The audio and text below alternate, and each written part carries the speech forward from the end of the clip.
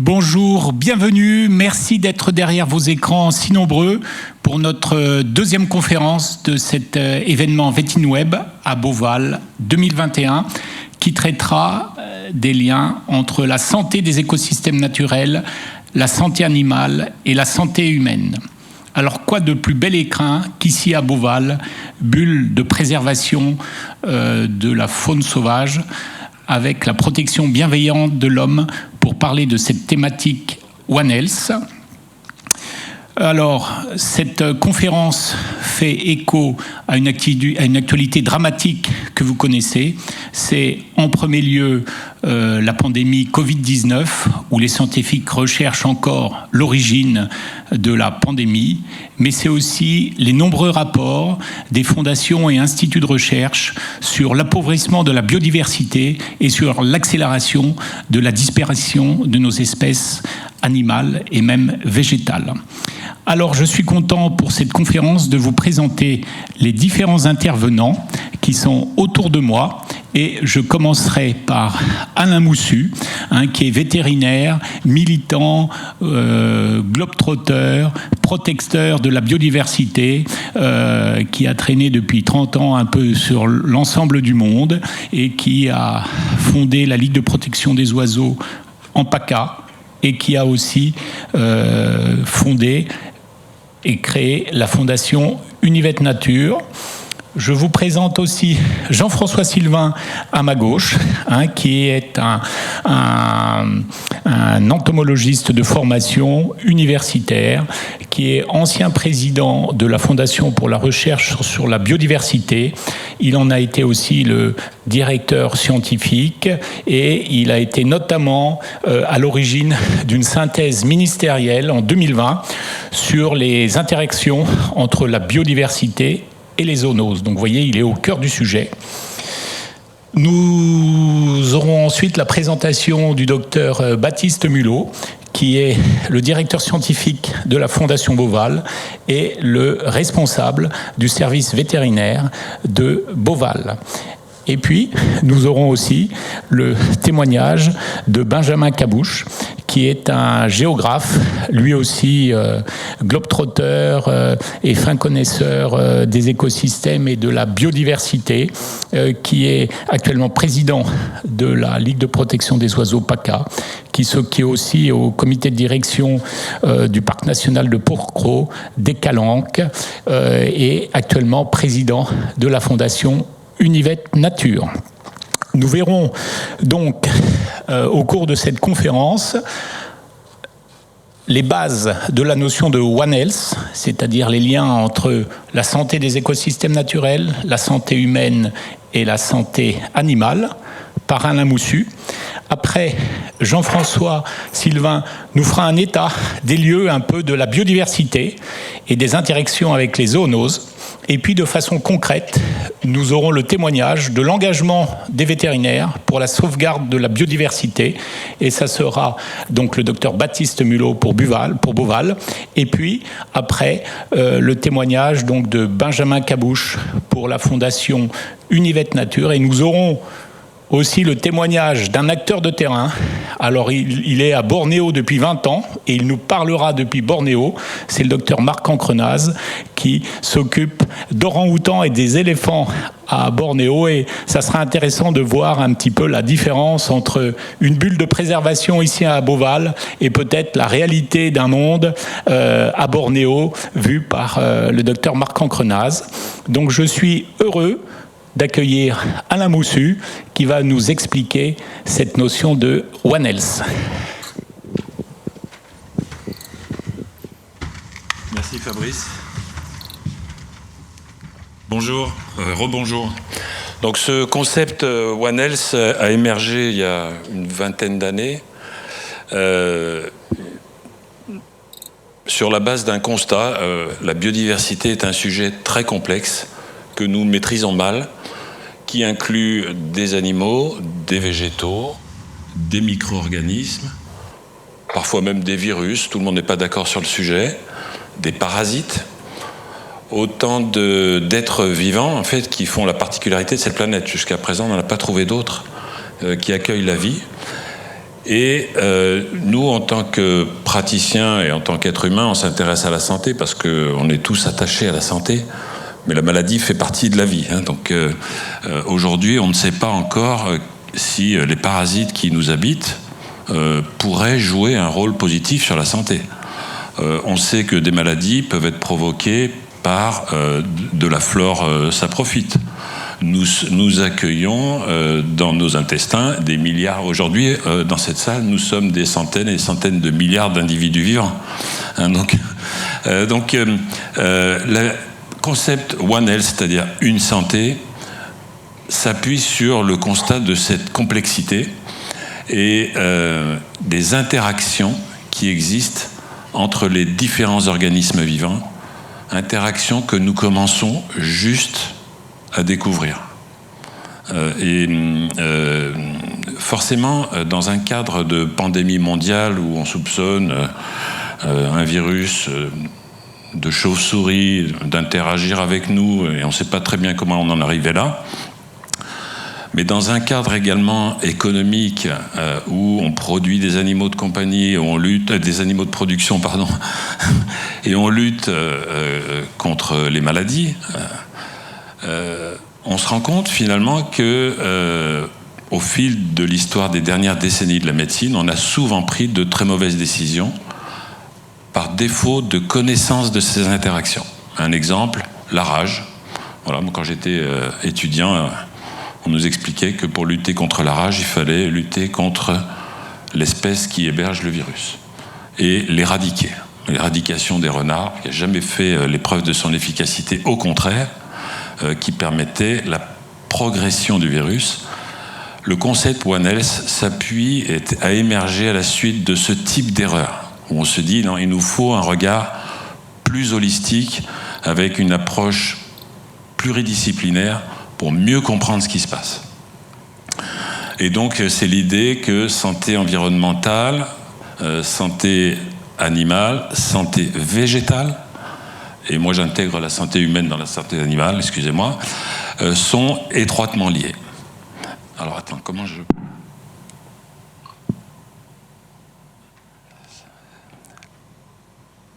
Une fois qu'est posée la définition une définition de One Health, il faut constater qu'on est effectivement dans une période très particulière avec 3 crises de caractère planétaire.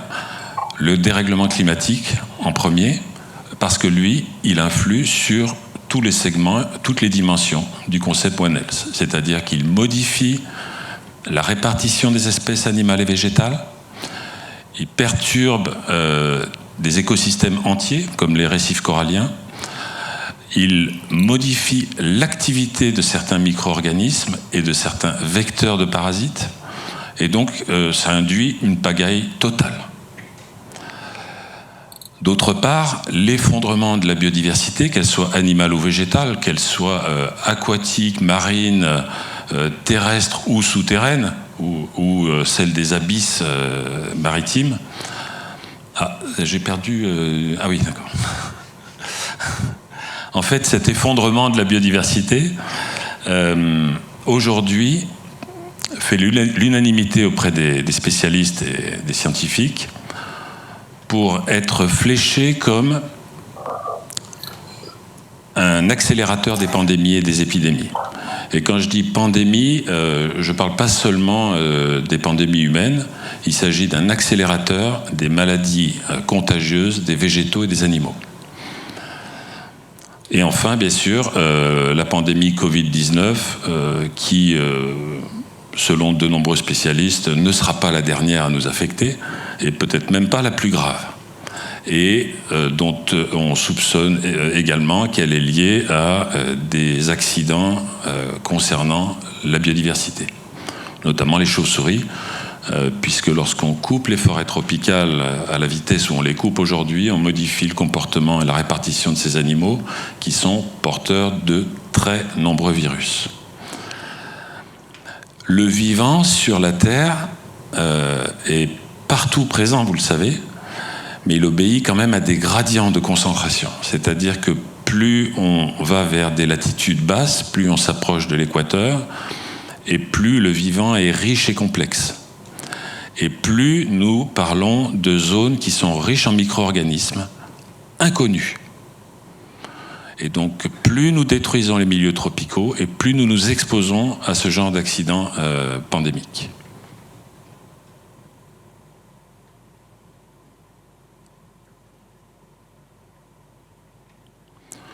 Bon, One Health, bien sûr, en tant que praticien, on en a parlé ce matin aussi en médecine, on s'intéresse quand même beaucoup à la santé humaine.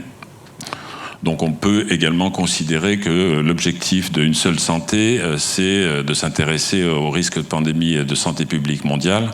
Historiquement, nous le savons, les maladies humaines les plus fréquentes que nous connaissons, pour lesquelles nous vaccinons nos enfants, sont des maladies infectieuses qui sont issues de la domestication des espèces par nos ancêtres, des espèces animales.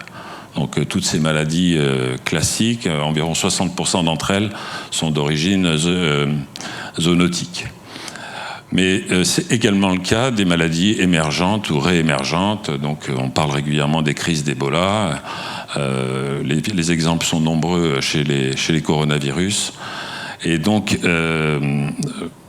c'est la raison pour laquelle aujourd'hui les scientifiques sont d'accord pour dire que les pandémies sont fabriquées lorsque, en général, nous modifions les relations entre les écosystèmes naturels, les espèces animales et végétales. Alors, comment aborder un sujet aussi complexe, en fait, qui a été créé par l'homme pour finalement exprimer qu'il ne comprend rien à ce qui se passe, puisque c'est ça le sujet. Plusieurs écoles, mais en fait plusieurs comportements à l'égard de ce concept One Health. Mais en gros, historiquement, on a quand même commencé à mettre l'homme au centre du dispositif et de voir quelles sont les interactions qui vont être directement nuisibles à l'homme. C'est une première démarche.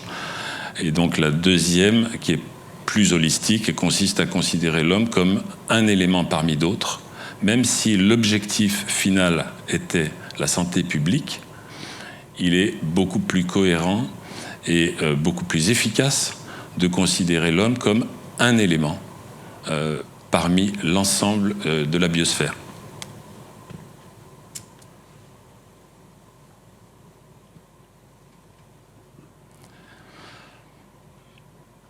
Prenons donc l'exemple tout à l'heure de la rage, c'est-à-dire considérer qu'un animal sauvage héberge en tant que réservoir un virus dangereux pour l'homme et prendre la décision d'abattre cet animal, c'est un regard autocentré et qui finalement nous a conduit à un échec retentissant. Donc aujourd'hui, le concept One Health veut aller plus vers l'intégration de toutes les connaissances que nous avons et qui sont très parcellaires sur les interactions entre les différentes santé. Et surtout, ce concept doit travailler également sur toute forme de risque pandémique et de maladie, même si elles n'ont pas d'interaction avec la santé humaine. Lorsqu'on a une maladie fongique qui est en train d'éliminer de la surface de la Terre de grandes populations d'amphibiens avec de très nombreuses espèces qui sont au bord de l'extinction. Ça se passe au fin fond du Costa Rica ou dans des zones humides africaines. On a tendance à s'en foutre un peu parce qu'il n'y a pas de relation directe aujourd'hui avérée avec la santé humaine, jusqu'au jour où ça va apparaître. Et donc on joue avec le feu en ignorant des phénomènes de caractère épidémique qui n'ont pas d'interaction avec la santé humaine.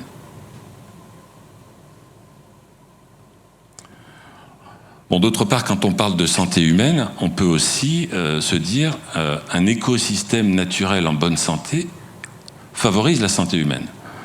Lorsqu'on va toujours en région tropicale se balader sur un récif corallien ou dans une mangrove, on s'aperçoit que si ces milieux-là disparaissent ou sont altérés, toutes les populations littorales sont affectées par les tempêtes et perdent des ressources alimentaires.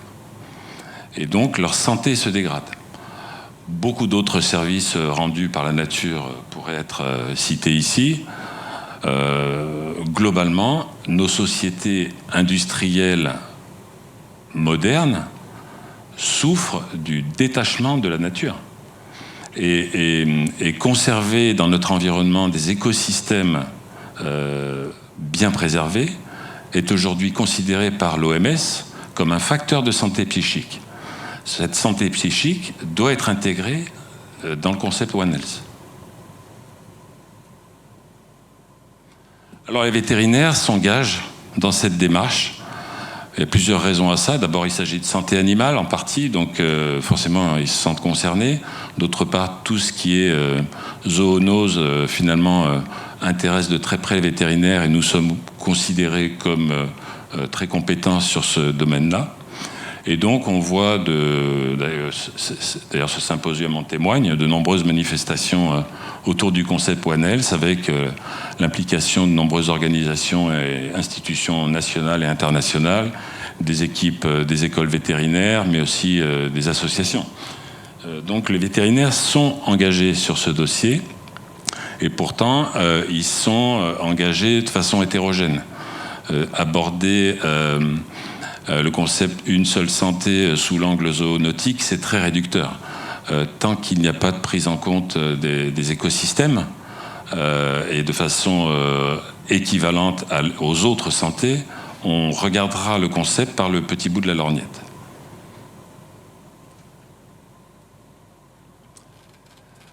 Voilà, donc c'est une des pistes de travail que vous présentera Benjamin tout à l'heure.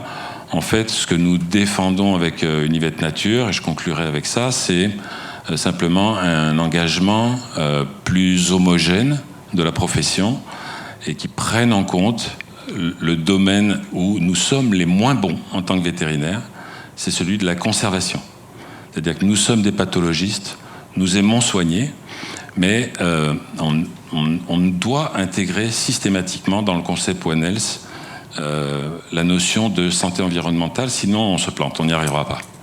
Voilà, merci. Eh bien, merci Alain pour avoir posé les bases et la définition de cette notion de One Health. Et nous allons accueillir maintenant notre conférencier Jean-François Sylvain qui va nous faire un état de la biodiversité dans le monde et de ses relations, interactions avec les zoonoses. Merci Jean-François. Merci. Bon, c'est assez ambitieux de se dire qu'on va faire un état de la biodiversité. Mais, alors d'abord, bonsoir à toutes et à tous et merci de m'avoir invité pour cette conférence. Donc, je vais vous parler de la biodiversité et essayer de passer quelques messages qui vont venir en complément de ce qui vient d'être dit d'ailleurs, de manière assez évidente. Première diapo, s'il vous plaît.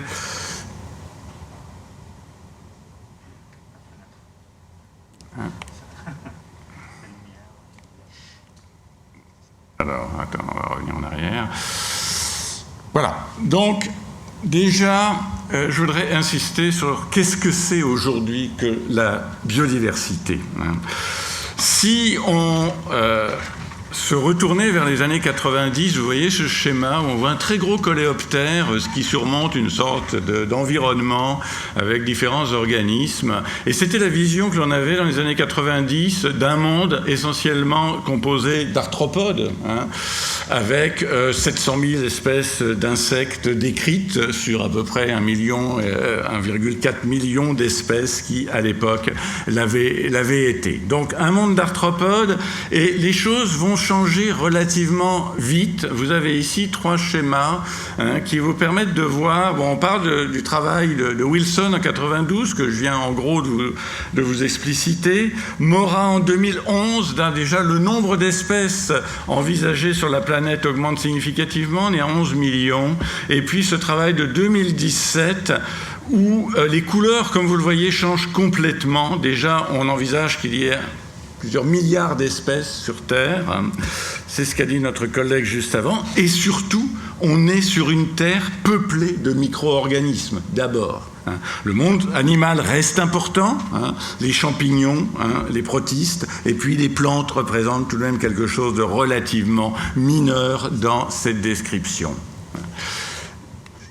Maintenant, on peut regarder comment dirais-je, cette vision des choses, excusez-moi, il faut que j'arrive à bien manipuler cet engin, cette vision des choses, elle est confirmée par les visions nouvelles, je dirais, de ce qu'est l'arbre de la vie.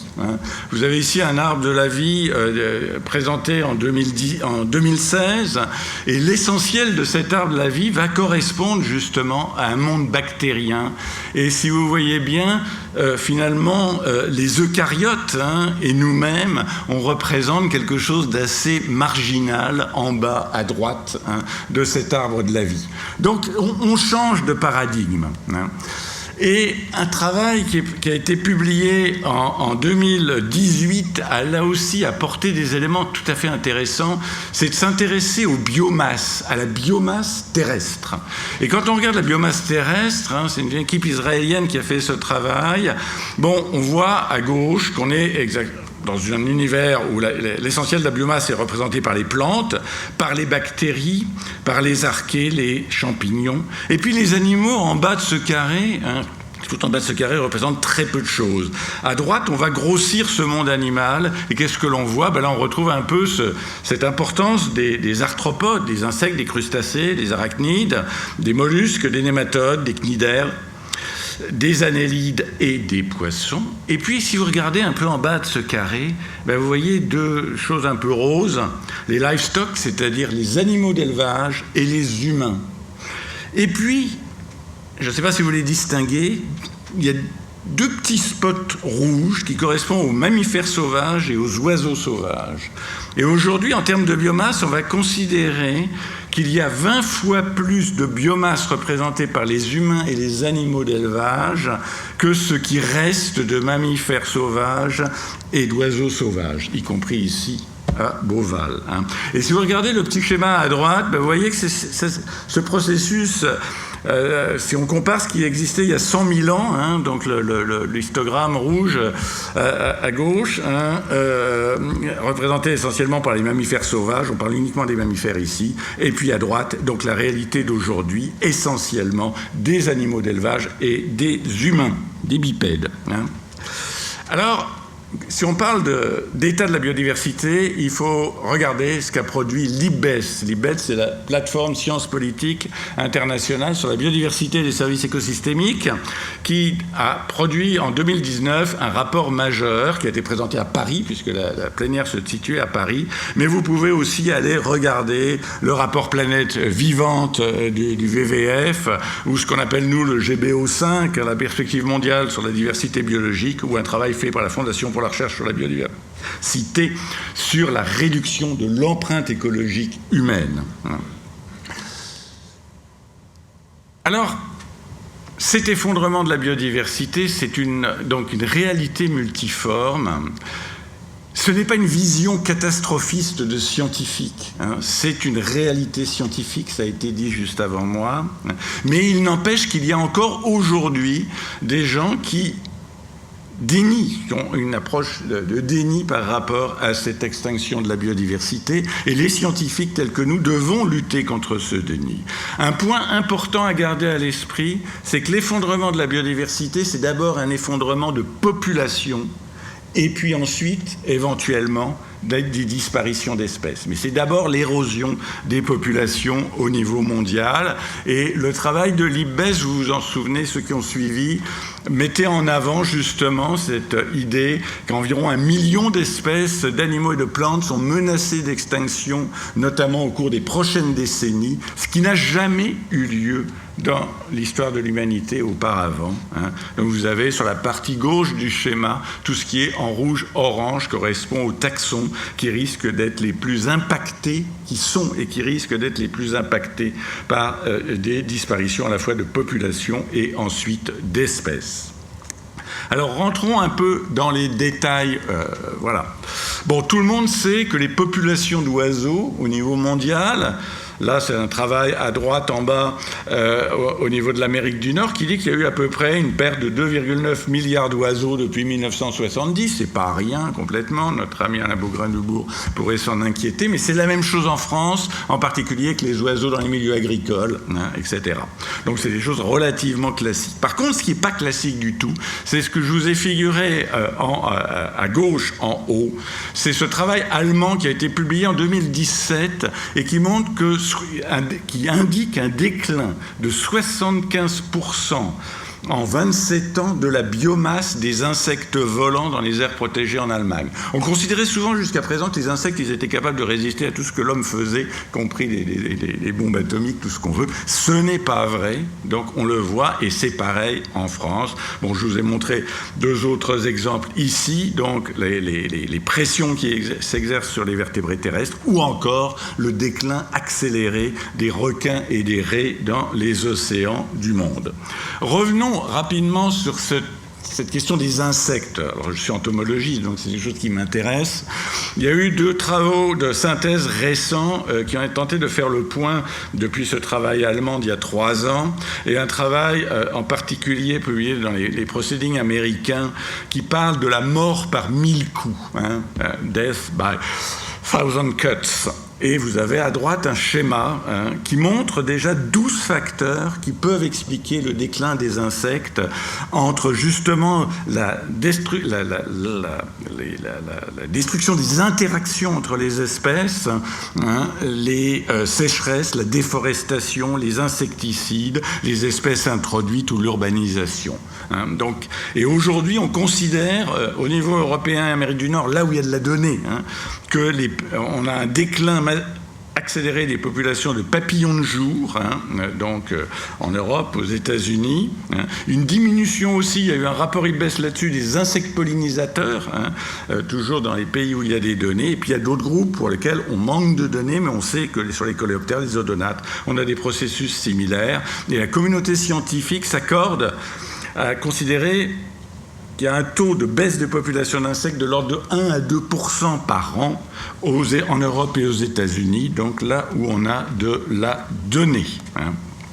Bon, comme on le sait, les vertébrés au niveau terrestre sont sous la menace, et en particulier toutes les espèces qui ont moins de 1000 espèces vivantes, 1000 individus, et il y en a tout de même un certain nombre, et ces groupes vont certainement subir de plus en plus les pressions des actions anthropiques. C'est vrai en milieu terrestre, c'est vrai en milieu marin, où la biodiversité marine subit donc l'incidence des impacts humains, ce qui, comme ça a été dit, va déstabiliser les réseaux trophiques, et on va, même au niveau de notre propre alimentation, en subir les conséquences. Un point important qu'il faut garder à l'esprit, c'est qu'aujourd'hui, une bonne partie de l'érosion de la biodiversité est liée aux pertes d'habitat, des différentes espèces. Et on sait que plus les habitats se réduisent, plus la richesse en espèces, le nombre d'individus va décliner. Donc on a aujourd'hui, c'est un peu le message que je voudrais faire passer, tout de même des données scientifiques fortes, grâce en particulier à ce qu'on appelle le big data, c'est la capacité d'analyser des données mondiales qui vont vraiment dans le même sens. Et comme ça a été dit tout à l'heure, il n'y a pas que les animaux qui subissent cette érosion, mais la flore aussi. Et là, un travail récent d'une équipe, de l'IRD mondiale, qui montre qu'un tiers donc de la flore africaine tropicale est potentiellement menacée d'extinction dans certaines régions en particulier, où ça peut dépasser 40%, l'Éthiopie, l'Afrique de l'Ouest, le centre de la Tanzanie, une partie de la République démocratique du Congo. Et puis, ça a été dit aussi, l'homme n'est pas complètement innocent dans cette affaire. Donc, le fameux cas là, de ce champignon qui se répand dans les populations d'amphibiens, Trium dendrobatidis, qui est probablement lié à une pollution d'origine anthropique par des échanges entre éleveurs d'amphibiens.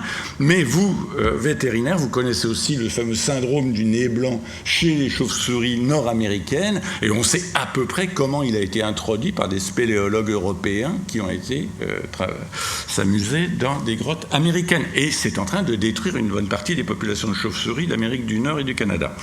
Donc ce n'est pas rien, malheureusement. Alors, attendez, juste, excusez-moi. Oui, donc j'en étais là. Voilà. Si les espèces animales, végétales sont affectées, les communautés aussi écologiques vont changer. Le déclin, par exemple ici, vous avez un travail qui met en avant l'importance du déclin de ce qu'on appelle la diversité fonctionnelle, mais aussi évolutive, parce qu'on est tous engagés dans des processus évolutifs au niveau mondial, avec l'idée que les pertes d'habitat et les prélèvements sont les principaux moteurs de la perte de diversité fonctionnelle et évolutive, là chez les mammifères, avec des cibles comme les herbivores qui sont susceptibles de décliner de manière disproportionnée après des prélèvements, avec des implications importantes pour les communautés végétales et le cycle des nutriments, et même chose pour les frugivores qui vont décliner suite à des prélèvements et des pertes d'habitat, avec des conséquences là aussi potentielles pour la dispersion des graines, naturellement c'est classique, et le stockage du carbone forestier. Autre point majeur, donc, comme on le sait, on est face à une accélération des échanges et donc des introductions d'espèces exotiques envahissantes, et cette arrivée d'espèces exotiques envahissantes va générer donc au niveau des communautés une homogénéisation de ces communautés au niveau mondial, et en particulier ici vous avez l'exemple dans les réseaux entre les plantes et les frugivores. On a finalement des nouvelles interactions qui se mettent en place très fortement depuis ces dernières années. Et c'est des dynamiques qui vont modifier donc les environnements coévolutifs que connaissent les espèces mutualistes. Et vous voyez les deux schémas, on voit bien le resserrement du schéma à droite par rapport aux interactions originelles. Alors cette accélération accélérée de la biodiversité se poursuit du fait de la persistance des pressions d'origine anthropique. Donc là, vous avez juste 3 exemples. L'incidence donc d'un certain nombre de poisons, de pesticides chimiques sur des populations de vertébrés. La relation entre l'extension des zones cultivées aux États-Unis qui n'amène qu'à une amélioration marginale de la production végétale, mais un coût élevé pour la vie sauvage, et le rôle aussi à droite, en bas, de la déforestation, donc sur l'érosion de la biodiversité, avec un décalage temporel, ce qui fait qu'on ne voit pas toujours ce qui est en train de se passer. Alors, quelles sont donc, si on synthétise, les pressions qui s'exercent aujourd'hui sur la biodiversité, le rôle des sociétés humaines et de leurs pratiques? Bon, il faut d'abord rappeler que 84% des surfaces émergées de la planète subissent des pressions anthropiques multiples. 48% des terres ont été modifiées suite à l'occupation humaine et 40% par l'agriculture. Et ça se continue, on le voit par exemple en Amérique du Sud actuellement. Et là, un travail tout récent qui montre qu'en fait, les estimations qu'on avait jusqu'à présent, elles sont souvent par défaut, puisque là, ce travail d'une équipe montre que finalement, le changement d'usage des terres a certainement une importance 4 fois plus grande que ce que l'on pensait jusqu'à présent. Donc on n'est pas au bout, si j'ose dire, de nos peines. Alors revenons rapidement sur nos amis qui s'intéressent aux biomasses et qui montrent par exemple qu'en 2020, donc les masses de produits créés par l'homme atteignent le niveau de la biomasse mondiale. Et ça sera pareil en 2037 si on rajoute les déchets. Et vous avez à droite des comparaisons assez effrayantes entre justement les biomasses du monde vivant, les animaux par exemple par rapport au plastique, ou les végétaux par rapport aux bâtiments et aux infrastructures. Donc ça montre bien la transformation de la planète. Alors ce que disait Libbes justement, et maintenant on est tous à peu près d'accord, les facteurs directs de dégradation de la biodiversité sont par ordre d'importance décroissante, les changements d'utilisation des terres et des mers, l'exploitation directe des ressources vivantes, les changements climatiques, les pollutions, qu'elles soient chimiques ou physiques, et les espèces exotiques envahissantes. Mais au-dessus de ça, il y a des facteurs indirects. Sont certains modèles de production et de consommation, la démographie humaine, c'est un sujet qu'on aborde très peu, mais qui est une réalité, le commerce international, certaines innovations technologiques et la gouvernance. Et ça ne va pas directement s'améliorer, comme le montre ce schéma, qui est toujours issu du rapport mondial de Libbes. Vous avez trois indicateurs, la richesse en espèces, les services d'approvisionnement, c'est-à-dire on fait l'exploitation des ressources, et les services de régulation, par exemple la pollinisation. Et on voit, si on regarde simplement l'Amérique du Sud, avec trois scénarios d'évolution de l'humanité, dont un scénario, je dirais, de soutenabilité, que dans tous les cas, on a une continuité dans l'accroissement de l'utilisation des services d'approvisionnement, c'est-à-dire on continue d'exploiter de plus en plus les ressources, la diversité spécifique continue à diminuer et les services de régulation diminuent aussi selon les différents scénarios. Donc on est bien devant une situation qui est assez dramatique. Là, c'est des données jusqu'à 2050 et un travail le Powers et Gels qui avait fait grand bruit en 2019 sur le déclin des habitats d'un très grand nombre d'espèces dans le monde entier, et eux considéraient que 1700 espèces devraient être en péril en raison, en conséquence du seul changement d'usage des terres que l'on peut pronostiquer dans les années qui viennent. Voilà. Alors, ça a été dit tout à l'heure, tout cela, ces pressions sur la biodiversité ne sont pas sans conséquence sur la santé humaine et animale. Bon, à gauche, un schéma classique qui montre donc l'accroissement des épidémies depuis un certain nombre d'années. Alors nous, et ça a été dit, ça peut être un accroissement des zoonoses, voilà. Et trois travaux, juste à titre d'exemple, pour vous rappeler qu'un certain nombre de collègues ont mis en évidence donc une relation entre les changements environnementaux et cet accroissement des zoonoses, ce que nous avons fait aussi, nous, dans la synthèse de la FRB. Et à droite, un exemple peut-être plus explicite, dans le cas d'un hantavirus en Amérique du Sud, où il a été montré que à la fois le changement climatique et l'expansion des cultures de canne à sucre augmentaient les risques d'infection par cet hantavirus, et que, au contraire, la restauration des forêts, et en particulier de ce qu'on appelle la forêt atlantique au Brésil, permettait de diminuer de 45% ces risques, ce qui est tout à fait significatif. Et comme cela a été dit, on a tout de même des exemples attestés de liens entre les épidémies d'Ebola et des destructions, des déforestations dans les 2 années qui précèdent ces épidémies dans un certain nombre de régions d'Afrique. Donc on est tout de même devant des situations... Alors j'ai peut-être loupé un... Voilà, et c'est pareil, je dirais... Alors il faut savoir que ces processus zoonotiques, ils sont tout de même fortement liés aussi, comme je l'ai dit tout à l'heure, à l'abondance des animaux d'élevage, qui sont aujourd'hui, représentent une bonne partie des biomasses et du nombre d'animaux terrestres.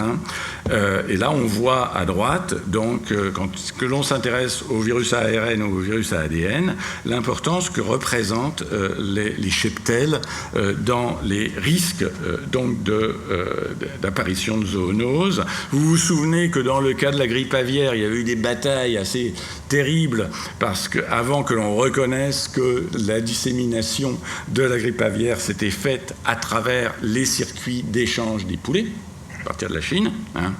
En dessous, je vous ai remontré le fameux schéma célèbre de transmission du virus Nipah, qui est transmis par des chauves-souris frugivores en Asie du Sud-Est, chauves-souris frugivores dont on a détruit l'environnement et qui vont venir être inféodés à des vergers péridomiciliaires ou avec une transmission ou directe à l'homme ou via les cochons. Et puis, bien sûr, à droite en bas, le fameux papier de Zhou et al, qui a été le premier papier pour dire que le coronavirus avait été lié, donc découlé avec une complexité qu'on ne comprend toujours pas, d'un virus d'une chauve-souris rhinolophe chinoise. Et là, un travail que nous avons cité à la FRB qui est intéressant parce qu'il montre que la diversité des autres animaux susceptibles de transmettre des virus s'accroît dans les environnements qui ont été fortement modifiés par l'homme. Donc là, on est bien dans un système, je dirais, d'influence anthropique. Alors, une fois qu'on a posé le constat, je dirais, qu'est-ce que l'on peut dire et faire. L'IPBES, en 2019, a dit que l'atteinte des objectifs sociétaux à l'échelle globale ne pourra se faire qu'à travers la mise en œuvre de mesures d'utilisation durable de la nature. C'est une évidence. Mais surtout, l'IPBES a dit qu'il était encore possible d'utiliser la biodiversité de manière durable tout en atteignant d'autres objectifs sociétaux à l'échelle mondiale. L'alimentation, l'eau, l'énergie, le bien-être humain, et bien sûr la préservation et l'usage durable de la biodiversité, mais qu'il fallait un effort urgent et coordonné. Les structures actuelles sont souvent un frein donc, au développement durable et constituent des facteurs indirects de perte de biodiversité. Un changement structurel est nécessaire et je vous renverrai vers le rapport IPBES pour voir les détails, je dirais, de ce qu'il faudrait pouvoir faire assez urgemment. Alors un point, ça a été aussi dit, qui est essentiel, c'est qu'il faut sortir de l'approche en silo. Biodiversité et climat, même combat, ça a été un slogan de la Fondation pendant de nombreuses années, ça l'est toujours. Et il faut savoir qu'hier, l'IPBES et l'IPCC, donc la plateforme climat, ont publié un document commun qui propose justement de ne plus traiter séparément les enjeux climatiques et les enjeux de biodiversité, et en particulier qui demande à ce que les solutions trouvées pour la crise climatique ne viennent pas conforter l'érosion de la biodiversité. Donc ça, c'est un point essentiel. Là, je cite rapidement le cas, par exemple, des bourdons. Les bourdons sont des animaux qui ne seront pas capables de résister à l'accroissement des températures au-delà d'un certain seuil. Excusez-moi, je passe. Voilà. Au-delà d'un certain seuil, c'est le concept de limite de la résilience écologique chez un certain nombre d'organismes. Il faut s'attendre à plus voir de bourdons dans un certain temps. Et puis, non pas plus dramatique, mais ça a fait l'objet de la grande presse, ce qu'on appelait la colonie perdue aux cochons en 2017, où 900 000 manchots royaux ont disparu. Et on pense que c'était lié au changement climatique, sachant que l'essentiel, j'ai mis les figures des manchots en dessous, l'essentiel de ces manchots sont sensibles, antarctiques, sont sensibles au changement climatique, sont sensibles aussi aux engins de pêche et à la destruction des habitats.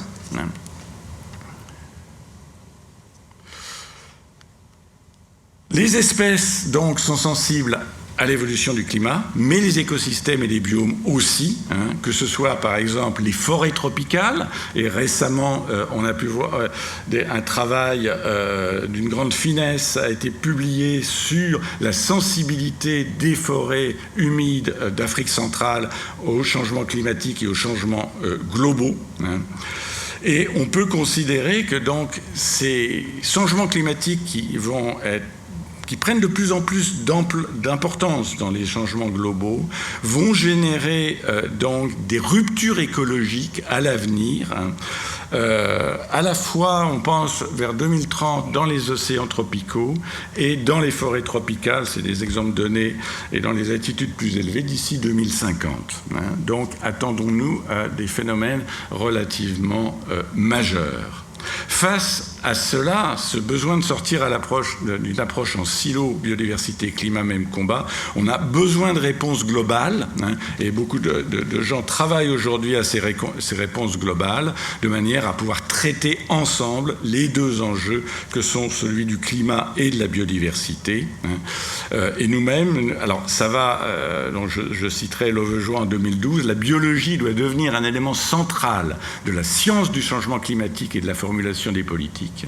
La planète ne fonctionne pas simplement comme un système physique. Cette réalité doit devenir fondamentale dans la manière dont nous poursuivons la science et élaborons des recommandations politiques. Et nous-mêmes, par exemple, à la FRB, nous nous sommes intéressés aux liaisons dangereuses entre transition écologique et biodiversité. Ça nous a fait des amis complètement, mais il fallait tout de même aborder ce genre de questions.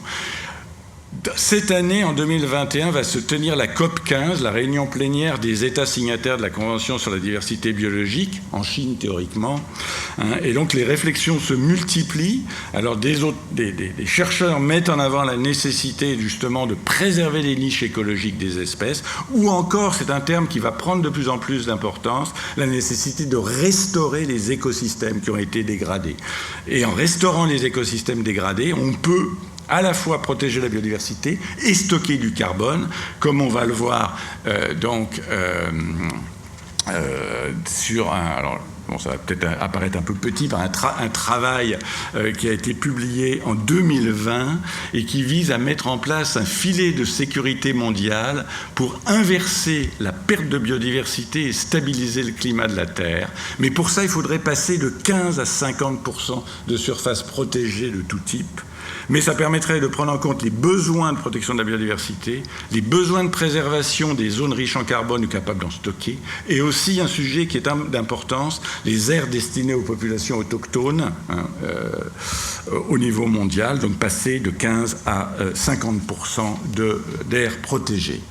Alors justement, ne faudrait-il pas, un peu pour conclure, mieux protéger ce qui reste de biodiversité, donc en accroissant les aires protégées, ce qui est une stratégie prioritaire, mais qui n'est tout de même pas exclusive. Bon, je vous rappelle qu'il y a aujourd'hui à peu près 15% d'aires protégées théoriques terrestres, et à peu près 7,5% d'aires protégées théoriques marines. Quand je dis théorique, c'est qu'il y a beaucoup d'aires de papier, et beaucoup d'aires qui n'ont pas les financements qui leur permettent de fonctionner de façon efficace.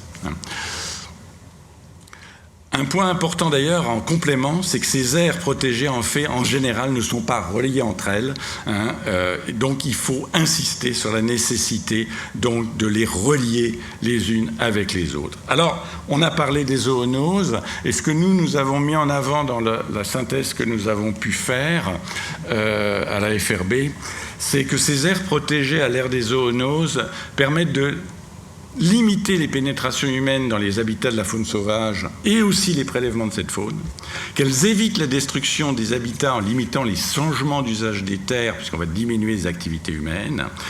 Elles permettent de maintenir des communautés biologiques fonctionnelles, ayant une diversité spécifique élevée, ce qui permet d'éviter l'émergence de pathogènes majeurs susceptibles d'être à l'origine de zoonoses. Pour en discuter après, c'est un peu compliqué, mais c'est un point essentiel. Et les aires protégées, si les activités touristiques et récréatives, sources de contact entre l'homme et la faune sauvage, sont gérées de façon efficace, limitent aussi le transfert d'agents pathogènes de l'homme aux animaux sauvages, aux primates par exemple. Donc les aires protégées sont une des solutions à privilégier pour réduire les contacts entre les humains et la faune sauvage, et donc les risques de zoonose et donc d'épidémie. Alors, je crois que j'ai plus beaucoup de temps, ou plus de temps. La diapo en guise de bilan est une... Voilà. Et sera un peu votre donc, conclusion, mais j'ose pas mais... vous interrompre dans ces faits tout à fait pertinents et vraiment très intéressants. Les aires protégées sont un outil incontournable pour protéger la biodiversité, aussi les services écosystémiques essentiels à la vie terrestre. C'est des surfaces qui peuvent aider au stockage du carbone. C'est un outil pertinent pour limiter les risques de multiplication des zoonoses et des pandémies, tout en contribuant au bien-être humain. Mais pour ça, il faut avoir des objectifs planétaires. Donc, c'est les fameux 30% d'aires protégées au niveau mondial, et peut-être plus, et intégrant la notion de protection forte afin de permettre la libre évolution des non-humains, des autres, pas nous. Passer d'aires de protégées de papier à des choses concrètes, promouvoir une réduction rapide des pressions à impact des activités humaines, mettre en place des actions ambitieuses de restauration, et aussi mettre en avant les success stories, parce que ça existe, en particulier au Sud, je pense qu'on va en entendre parler bientôt, et puis ne pas oublier qu'on est face à l'urgence et qu'on a... Voilà. Et je conclurai simplement en rappelant un travail de mes collègues Sarrazin et Lecomte, qui vise justement à sortir d'une vision anthropocentrée de nos relations à la biodiversité, pour ceux qui préfèrent le mot nature à la nature, pour permettre justement de rendre possible la poursuite du chemin évolutif des non-humains, du nôtre aussi, mais des autres aussi. Il faut rappeler que nous en sommes aujourd'hui de fait responsables du fait de nos capacités, je dirais, de destruction de la biodiversité. Voilà, merci, j'ai été un peu long. Eh bien, merci Jean-François Sylvain pour ces données extrêmement factuelles, étayées, qui ont pointé le rôle de l'homme, mais qui aussi ont pointé des solutions, et des solutions qui pourront être mises en œuvre par les hommes. Un grand merci pour ces faits exposés. Et nous allons maintenant, peut-être modestement, envisager justement dans les solutions le rôle des vétérinaires pour cette sauvegarde de la biodiversité. Et je vais appeler le docteur Baptiste Mulot, qui va nous faire une conférence sur le rôle des vétérinaires à Beauval et en présentant la fondation de recherche de Beauval. Merci Baptiste. Pas de souci. Bonsoir tout le monde. Merci.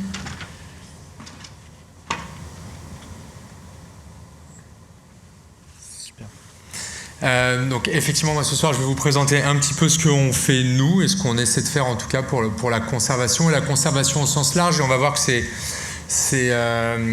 sur plusieurs niveaux.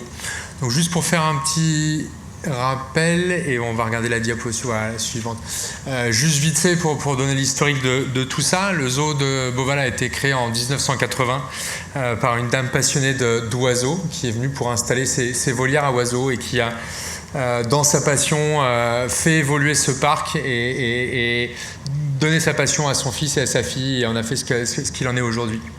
Le premier vétérinaire à plein temps en fait, du zoo au parc de Beauval est arrivé en 1999, en janvier 1999. Et depuis, comme vous le verrez, le service a bien grandi. En 2008, donc ça a été la création de notre association Beauval Nature. Le zoo en fait a choisi de basculer tout ce qui était la partie conservation et recherche, de le séparer du zoo au parc, et en fait de créer une association à côté, qui est une association donc loi 1901 reconnue d'utilité publique. Pour 2021, là, sur notre prévisionnel, et vous le verrez, il y a une certaine évolution de ces chiffres. Mais pour 2021, là, donc Beauval Nature, c'est un budget d'1 800 000 € dédié à la conservation et la recherche, avec un peu plus d'1 million d'euros pour la conservation et autour de 150 000 € pour la recherche, sans compter les salaires en fait, des différents chercheurs qui composent cette partie de recherche. Alors voilà, c'était juste pour représenter, donner une idée, l'association Beauval Nature sur la partie conservation en tout cas, parce que ça c'est la carte qui représente la partie conservation. Elle œuvre à travers la planète, sur tous les continents, essentiellement en fait en soutenant des associations locales, des organisations locales, d'autres entreprises qui sont dans chaque pays. Et alors, on voit toute la planète, mais évidemment, on œuvre aussi, il faudra un zoom que je n'ai pas là, mais on œuvre aussi en France sur un certain nombre de projets et certains qui peuvent paraître un peu paradoxaux, puisque sur la partie conservation, en fait, en France, on travaille sur la grenouille taureau, qui est une espèce invasive, et donc le programme de conservation de Boval Nature sur la grenouille taureau, c'est de la destruction de la grenouille taureau pour pouvoir redonner l'espace et la vie aux espèces indigènes. Donc voilà. Sur la partie recherche, on va travailler sur tout un tas de thématiques différentes qui sont liées aux rencontres qui ont pu être faites, qui sont liées aux instituts avec lesquels on va travailler, qui sont liées à des sollicitations, qui sont liées à tout un tas de choses. Bien évidemment, quand je dis recherche, quand je dis conservation, tout ça est lié puisqu'on est dans la conservation d'une manière générale. Le distinguo pour nous, on n'a pas une définition claire et précise qui est écrite dans le règlement de Boval Nature. C'est que globalement, quand c'est un programme de conservation, c'est-à-dire qui va être à la préservation de l'aire protégée, de la pédagogie, etc., ça va plutôt être de la conservation, même si ça inclut un petit volet ou un volet recherche. Quand c'est plutôt globalement de la recherche qui de toute façon est toujours liée à la conservation des espèces, c'est plutôt dans la partie conservation. Si on regarde, je vous disais tout à l'heure le budget de Boval Nature, là tout à l'heure je vous présentais le prévisionnel 2021, là on est sur les chiffres réels, donc dépensés en fait chaque année. Vous pouvez voir l'évolution qu'il y a eu entre 2008 et 2020, ça c'est sur le budget global. On a aussi une certaine évolution sur là le budget de la conservation et on a une certaine évolution sur le budget recherche puisque celui-ci a été multiplié par plus ou moins 20 en fait sur les 6-7 dernières années en termes de budget disponible. Alors, qu'est-ce que c'est la conservation ? Nous, la conservation, elle va se décliner sous 4 volets différents. Et là, je parle de la conservation des vétérinaires, en fait, et de là où nous, en tant que vétérinaires, on est actifs au sein du zooparc. Et le premier volet, en fait, de cette conservation, c'est ce qu'on appelle la conservation ex situ. C'est notre rôle fondamental en tant que vétérinaire. C'est à la base pour cela qu'on est salarié de l'entreprise. La conservation ex situ, c'est l'Arche de Noé. C'est-à-dire, c'est le rôle du parc zoologique en tant qu'Arche de Noé. On a des espèces qui sont hébergées dans nos parcs et une des fonctions principales de ces espèces, c'est de les garder en tant qu'ambassadeurs en fait, de leurs compatriotes et de les garder si jamais un jour en fait, cette espèce-là disparaissait dans le milieu naturel. Et c'est pour ça qu'on les a dans nos parcs, c'est pour ça qu'ils sont gérés sur une population qui est globale. Nous, on est dans la région Europe, qu'on appelle la région Europe, qui va de Moscou jusqu'à Jérusalem. Et toutes les espèces que vous pouvez croiser, ou une bonne partie en tout cas des espèces que vous pouvez croiser au zoo aujourd'hui, c'est des espèces qui sont gérées comme un troupeau global sur toute cette région Europe. On n'est pas décideur tout seul, c'est des décisions qui vont se faire au niveau régional. Et donc, les vétérinaires de Boval, leur première mission, ça va être le rôle de cette conservation ex situ. Donc évidemment un rôle de médecine, mais on va voir qu'il va un peu plus loin que ça. Donc certains d'entre vous étaient à la visite de la clinique, mais pour reprendre un certain nombre de chiffres, voilà, c'est aujourd'hui à Boval 7 vétérinaires à plein temps, 4 infirmières, 2 chercheurs. C'est un certain nombre d'examens puisque c'est globalement un peu moins de 5000 soins par an sur plus ou moins 1200 animaux. C'est un certain nombre d'examens, des chiffres que j'ai déjà évoqués, mais voilà, 600 radios, entre 100 et 150 scanners, des endoscopies, des échographies, un certain nombre de traitements, d'analyses.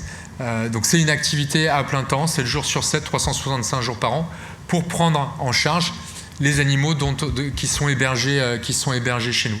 Essentiellement nos animaux à nous. C'est assez rare qu'on intervienne, mais des fois c'est aussi la participation avec des collègues sur des sollicitations données.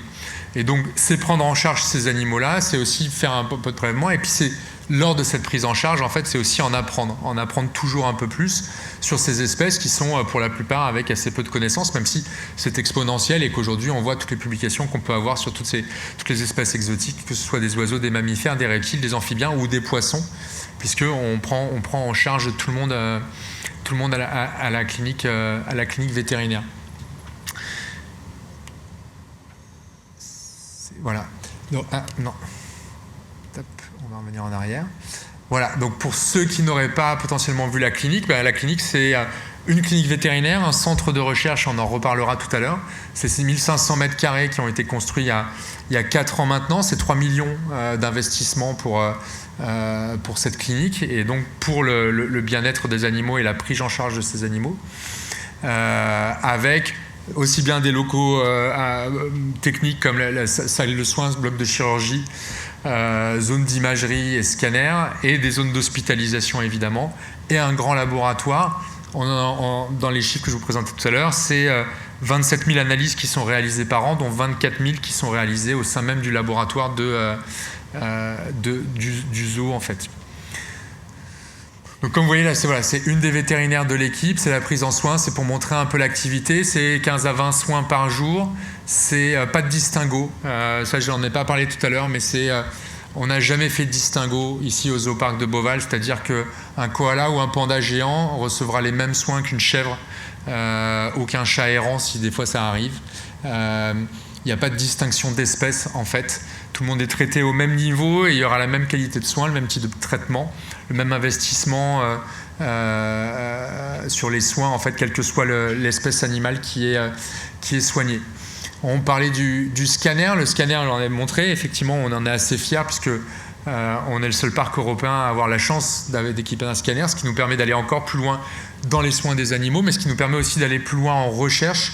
Donc là, c'était pour donner des illustrations. Là, c'est un petit koala qui est sur le scanner. Là, on est sur un lion qui est sur le scanner. Et je vous disais, on fait toutes les espèces. Là, vous avez un arapaima, en fait, pour une fracture de mâchoire qui est sur le scanner. Donc un arapaima, c'est un poisson sud-américain. Et vous pouvez voir là un des individus dans les bras de 3 personnes dans une rivière. Donc voilà, c'est exactement le type d'animal qu'on peut aussi passer. Donc il sert à tout le monde et encore une fois on fait pas de distinction entre les espèces animales. Et alors voilà, là c'est le laboratoire dont je parlais avec les analyses, qui est équipé pour un certain nombre de choses, biochimie, hématologie, hormonologie, on fait un peu de bactériologie, de la parasitologie. Il nous sert aussi à processer, en fait, on le reverra tout à l'heure, il nous sert à processer tous les échantillons qui vont être prélevés sur les animaux et qu'on va stocker pour nous ou pour des programmes de recherche extérieurs. Et ce laboratoire et ce scanner, par exemple, ils nous servent à ça. Ça, c'est une base de données Internet qui est en libre accès, qui est qui est déjà accessible, mais qui est en voie de finalisation, et aussi bien en imagerie qu'en hématologie. L'idée, en fait, c'est de dire que tout le monde n'a pas la chance d'avoir des gens compétents autour de lui, des biologistes ou des imageurs qui s'y connaissent en espèces animales, ou en tout cas dans nos espèces animales. Et pas que de Beauval, hein, puisque la partie hématologie a été faite en partenariat avec le zoo de la Haute-Touche. La partie imagerie va être faite en partenariat avec un certain nombre de zoos internationaux en Australie, en Amérique du Nord. Et l'idée, c'est de mettre à disposition en fait des images, entre autres normales, soit de globules blancs, soit de scanners, etc., des animaux qu'on peut héberger nous dans nos parcs, afin que tout le monde puisse les soigner de la même manière et tout le monde ait accès aux mêmes ressources pour les soigner. Et sera complété en fait par une partie parasitologie, une partie histologie. L'idée, c'est, on parlait tout à l'heure de données accessibles à tout le monde. L'idée, c'est ça en fait, c'est de pouvoir utiliser notre expérience, notre expertise en tant que vétérinaire ici pour le partager avec le reste de la communauté. On parlait de préventif tout à l'heure lors d'une visite de la clinique. Voilà, là vous pouvez voir un des soigneurs animaliers qui est en train de faire d'entraînement médical en fait sur une otarie, ce qui va permettre de faire en fait un certain nombre d'examens. On va essayer de favoriser ça pour pouvoir faire des examens en préventif. Là, cette otarie, elle a besoin d'un entretien dentaire. La vidéo devrait continuer un tout petit peu plus. D'un entretien dentaire et donc son examen quotidien est fait par le soigneur. Nous, on peut faire le diagnostic grâce au soigneur. Là, ce que vous voyez, vous observiez tout à l'heure le soigneur en train de faire ça. Ça va nous permettre aussi, par exemple, de faire des radios dentaires sur la base de l'entraînement médical. Ces radios dentaires vont nous permettre de savoir est-ce qu'on a besoin d'intervenir ou pas d'intervenir. Et là, vous voyez Lucie, en l'occurrence, qui ramène donc une des otaries à la clinique. Et la vidéo continue un tout petit peu normalement. On voit effectivement Philippe Hennette qui intervient chez nous et qui fait du travail sur cet animal-là. Donc on va énormément développer ça. Alors c'est toujours un équilibre parce qu'un zoo c'est pas un cirque, un zoo c'est pas à la maison, ce sont pas des animaux domestiques, ce sont pas des animaux qui sont dressés, c'est des animaux sauvages et en permanence on va essayer de conserver cet instinct sauvage parce que même si bien évidemment c'est pas cette otarie-là qui retournera demain dans la nature, potentiellement un jour elle peut ou potentiellement un jour sa descendance peut. Et donc dans cette philosophie en fait on va toujours maintenir autant que possible le caractère sauvage de l'animal. Et en même temps, on essaie de développer au maximum l'entraînement médical parce que, en fait, tous nos animaux, comme ils sont sauvages, sinon c'est des contentions, des anesthésies pour des examens cliniques. Et donc on va essayer de travailler cette collaboration entre le soigneur et l'animal pour, tout en gardant l'instinct sauvage de l'animal, réussir quand même à faire un certain nombre d'actes vétérinaires sans avoir forcément à anesthésier l'animal. Et donc ça, c'est notre travail de conservation au quotidien. Une grosse partie de notre travail de conservation ex situ, c'est la partie reproduction. Donc la partie reproduction, elle passe évidemment par tout ce qui est contraception, mais avant la contraception, elle va passer en fait par s'assurer qu'il y a des bébés et des bébés en bonne santé. Donc là, c'est un bébé lamentin qu'on a élevé au biberon pendant 1 mois jusqu'à ce que sa mère prenne le relais en fait. Et donc 5 fois par jour, 24 heures sur 24, cet animal il était biberonné, toujours avec 2 personnes, parce qu'évidemment il faut quelqu'un qui va dans l'eau pour aller chercher le bébé, il faut quelqu'un au bord avec un biberon pour alimenter le bébé, voilà, comme vous voyez là. Et puis il faut un suivi. Donc là, ce que vous avez vu juste avant, c'est cet individu était sorti 2 fois par semaine pour une pesée, pour le mesurer, pour prendre du sang et vérifier que son état de santé est bon. Et ça fait partie des réussites, parce que cet animal, ça a été le premier bébé de cette femelle qu'elle n'a pas pris en charge du tout au début. Et on l'a pris en charge, nous, pendant plusieurs semaines, et voyant, et par le biais des observations des soigneurs, voyant qu'il y avait vraisemblablement un intérêt qui était grandissant de la mère, on a travaillé, on a mis en place tout un process pour essayer de redonner le bébé à sa mère. Et effectivement, au bout d'1 mois, en fait, c'est elle qui l'a allaité, et c'est elle qui s'en est occupée, et qui a pris en charge le bébé. Et puis je parlais de reproduction, et voilà, donc là c'est une autre partie de la reproduction. C'est autant que possible on laisse faire la nature et on fait en sorte que les animaux se reproduisent naturellement, en s'assurant déjà qu'on a un mâle et une femelle, en s'assurant qu'ils sont dans de bonnes conditions, etc. etc. Mais des fois ça marche pas et des fois on est obligé d'aider. Et donc là c'est ce qui s'est passé pour les pandas géants, avec une insémination artificielle qui a donné en 2017 des très belles images de bébés que vous pourrez voir si vous achetez le DVD à la boutique. C'était juste un teaser pour que demain vous alliez tous acheter le DVD à la boutique du Zoo-Parc de Beauval. Donc voilà, bon, tout le monde, je pense, l'a peut-être sûrement vu à la télé. Vous avez peut-être même été saoulé par ces images de bébés pandas, mais c'était ça. En fait, c'est que des fois aussi, on est obligé de donner un coup de pouce, et ça fait aussi partie de notre travail de vétérinaire, en fait, de donner un coup de pouce. Une partie qui est importante pour nous, j'ai pas d'image là parce que pour l'instant c'est pas encore créé, mais je vous parlais tout à l'heure de la conservation, je vous parlais de la conservation locale, et ça faisait c'est quelque chose sur lequel on réfléchit depuis très longtemps et qui était très important pour nous. Là évidemment au zoo ça va être essentiellement des girafes, des éléphants, des gorilles qui peut-être un jour seront réintroduits dans leur pays d'origine, mais on veut depuis longtemps essayer de faire aussi quelque chose qui est très local. Et donc là on vient de valider en fait un projet qui probablement ouvrira ses portes en début 2023 avec le temps de construction. C'est de créer en parallèle de Beauval, via Beauval Nature, en fait un centre de soins pour prendre en charge en fait toute la faune locale aussi justement et tous les blessés. La région centre est très pauvre en centre de soins. Il n'y a quasiment pas de centre en fait en région centre malheureusement.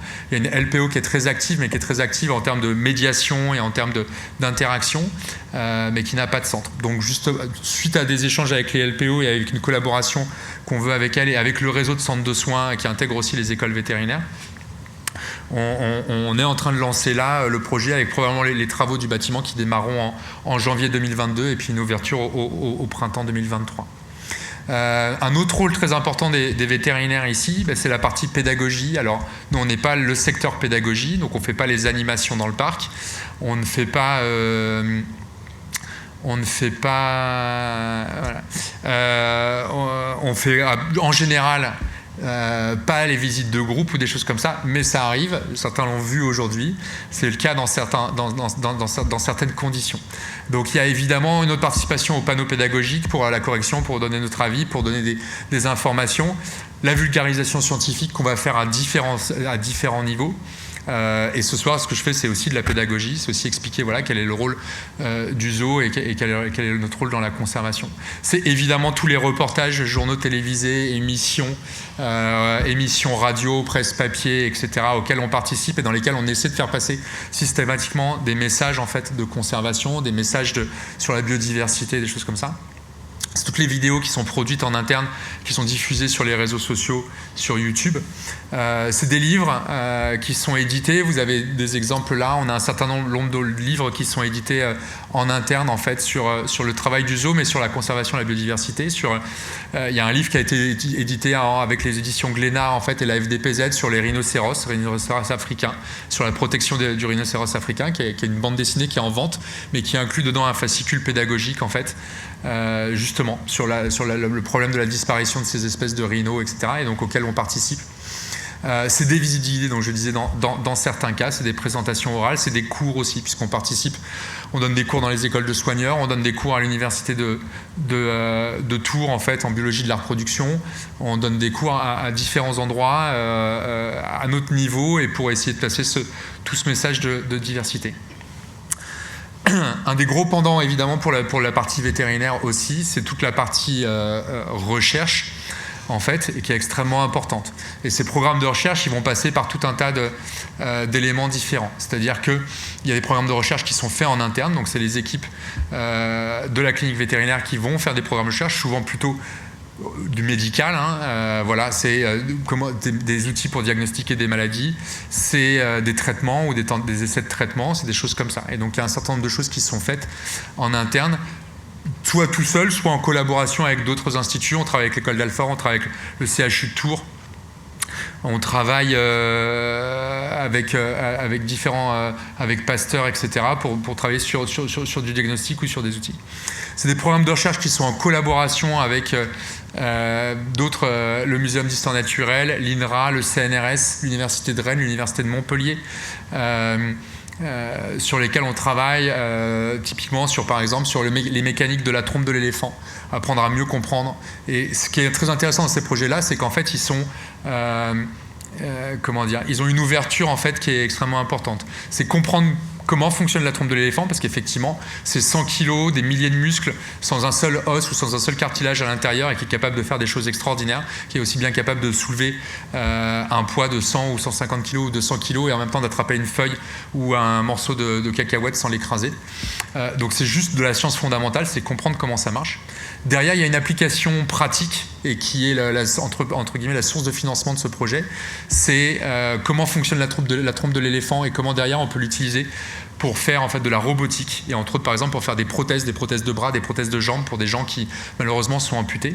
Et puis finalement il y a d'autres aussi applications, c'est que tout ce qu'on est en train d'apprendre sur la trompe de l'éléphant, ça nous permet aussi d'échanger avec nos collègues qui travaillent en Afrique, entre autres, et de savoir, ben voilà, on a un éléphant avec une blessure, il s'est coupé la trompe, il est coupé sur un tiers, il est coupé sur la moitié de la circonférence. Quel impact ça va avoir? Comment l'animal peut survivre avec ça? Est-ce qu'il va être handicapé? Qu'est-ce qu'il va faire? Donc, vous voyez, il y a une diversité, en fait, d'impacts qui est extrêmement important. On a des projets qu'on va juste financer, ou dans lesquels on ne participe pas forcément particulièrement. Et puis il y a des projets qui vont être très ponctuels, pour lesquels on va nous demander, ben voilà, on a besoin de cendres dromadaires, donc on va envoyer du sang dromadaire. On a besoin de plumes de cacatoès, on va envoyer des plumes de cacatoès. Il y a eu une époque, il y avait un projet, c'était le projet Microbiome, c'est un projet international avec la publication, il y a au moins 30 co-auteurs, en fait, et c'était l'étude du microbiome, en fait, des mammifères terrestres. Et donc tout ce qu'on faisait, c'est qu'à chaque fois qu'on avait un mammifère sur la table, on faisait des écouvillons à différents endroits, on les congelait, et par l'eau on les envoyait, et ils ont fait une publication avec énormément de données qui ont été collectées sur le microbiome de centaines d'espèces animales différentes. Là, par exemple, c'est une étude, en fait, sur les expressions faciales. Les expressions faciales, c'est la manière dont chacun s'exprime et dont sans vocalise, en fait, on est capable de passer des émotions, on est capable de passer une information. Et donc, c'est une étude qu'on fait avec l'INRA ici à Nausilly, l'INRAE à Nausilly. Et on étudie donc sur des perroquets, sur des haras, en fait, comment ils modifient la couleur de leurs joues et comment ils modifient la position de leurs plumes. Et en fait, quelle est la signification de ça? Encore une fois, il y a de l'information fondamentale, de la science fondamentale, et en même temps aussi, il y a toute une connaissance qui est importante pour le bien-être animal, pour mieux comprendre le bien-être animal, pour mieux comprendre. Et derrière, ça va plus loin, parce que derrière, c'est l'étude, en fait, de aussi comment ils se transmettent, comment c'est transmis à la descendance, comment les perroquets s'apprennent ces choses-là, que de transmettre une émotion positive, une émotion négative.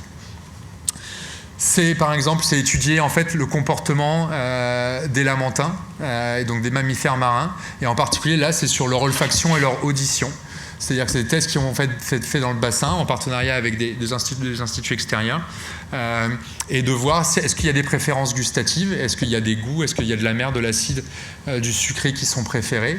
Et c'est voir aussi en même temps que ça, est-ce qu'en fait en fonction justement du plaisir ou du déplaisir que prend l'animal, est-ce qu'il y a des vocalises qui sont différentes. Et donc il y a plusieurs études qui sont faites en même temps à ce niveau-là pour étudier justement cette partie olfaction et audition. C'est des études sur les grands singes, bien évidemment, avec beaucoup d'études aujourd'hui sur la connaissance du soi, sur la reconnaissance en fait des individus, et aussi on a fait dernièrement des études un peu parallèles sur tout ce qui est règles de langage. C'est-à-dire finalement des choses qui pour nous semblent évidentes, mais qu'en fait on apprend quand on a quelques mois, quand on a 1 ou 2 ans.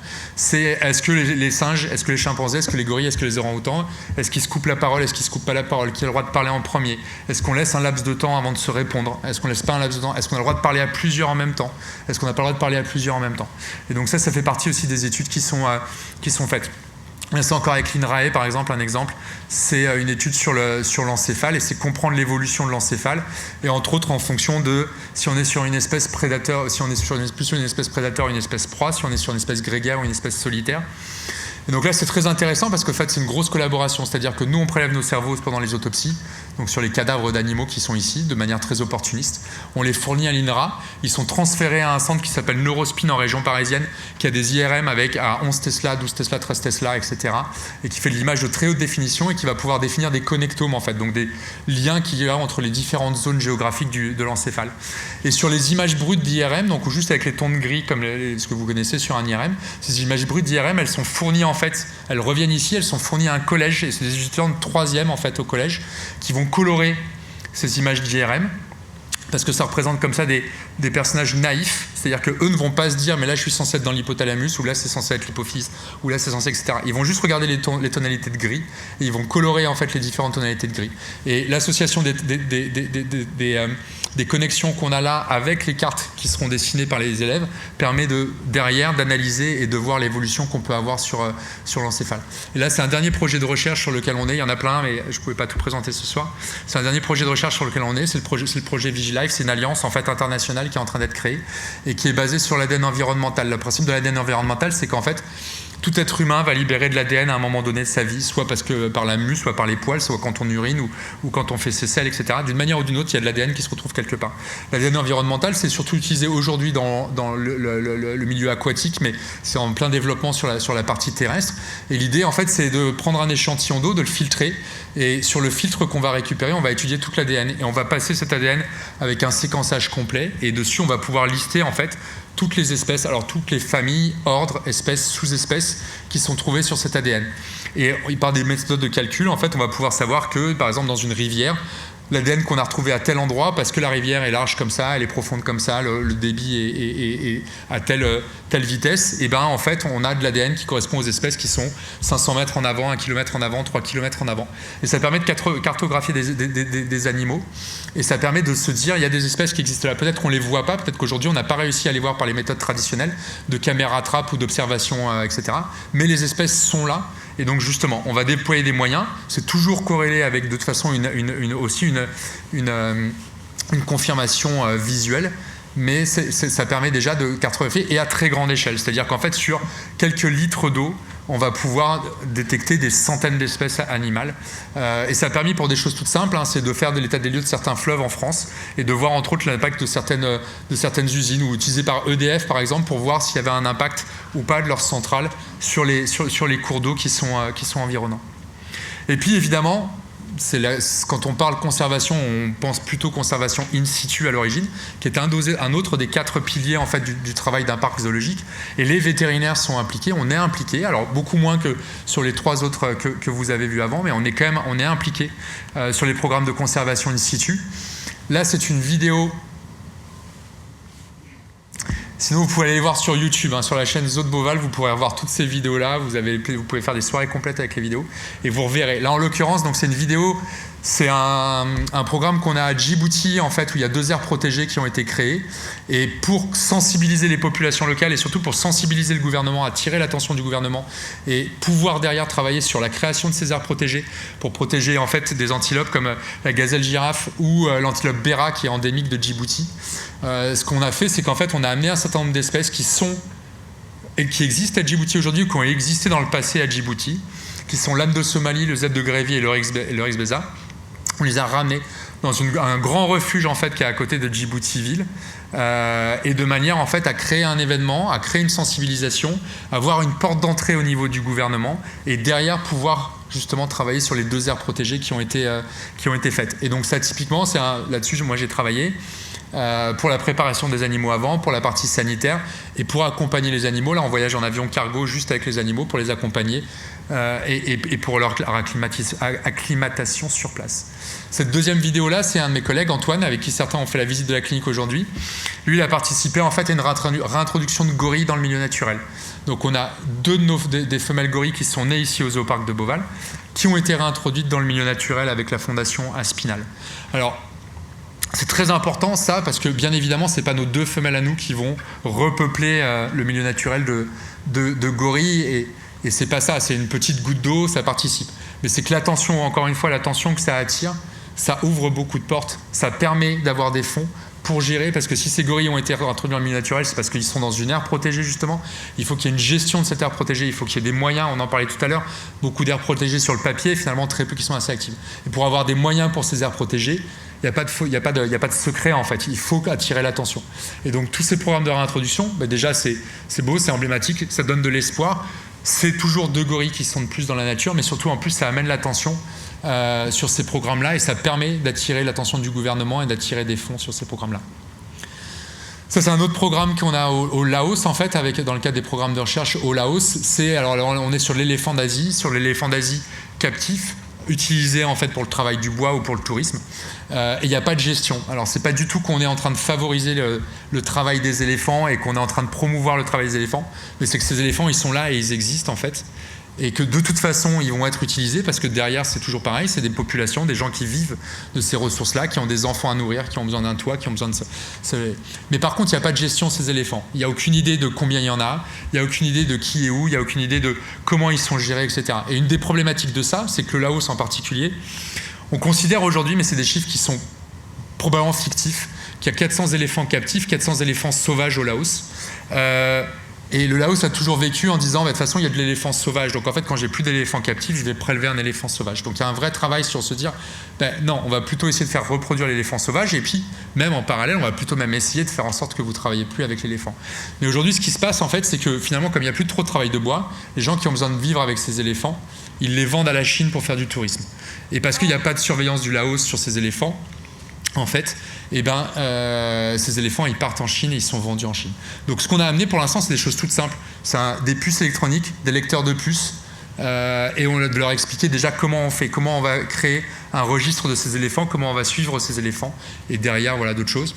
Et pour terminer, c'est en Birmanie, et là en Birmanie, il y a un vrai suivi des animaux. Donc là, on est toujours sur des éléphants qui sont captifs. Il y a un vrai suivi de ces animaux.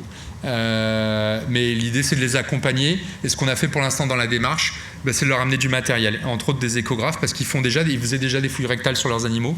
Ils faisaient déjà du suivi de gestation sur leurs animaux avec les moyens qu'ils avaient. Et donc, dans le cadre d'un programme plus général, et ça, c'est la toute première étape de ce programme-là, mais ça, en tant que vétérinaire, c'est de leur amener du matériel pour qu'ils puissent aller plus loin et qu'ils prennent mieux en considération ces animaux. Merci Baptiste, on vous écouterait des heures et des heures. Merci pour cet engagement, ces faits concrets, cette démarche, cette pierre à l'édifice qui faisait écho un peu à ce que nous disait Jean-François Sylvain. Et vous nous avez parlé des éléphants. Eh bien, nous allons continuer à parler d'éléphants avec un vétérinaire, alors qui n'est pas dans la bulle de Beauval, mais qui vit à Bornéo depuis 20 ans. Et je vais donc laisser la parole à la pierre à l'édifice que fait Marc Engrenaz à Bornéo. Ouais, bonjour à tous. Bonsoir, en fait, je devrais dire, parce qu'ici, il est très tard. En fait, comme Baptiste, j'ai commencé aussi mon boulot de veto à Beauval, et c'était en 84, donc ça date.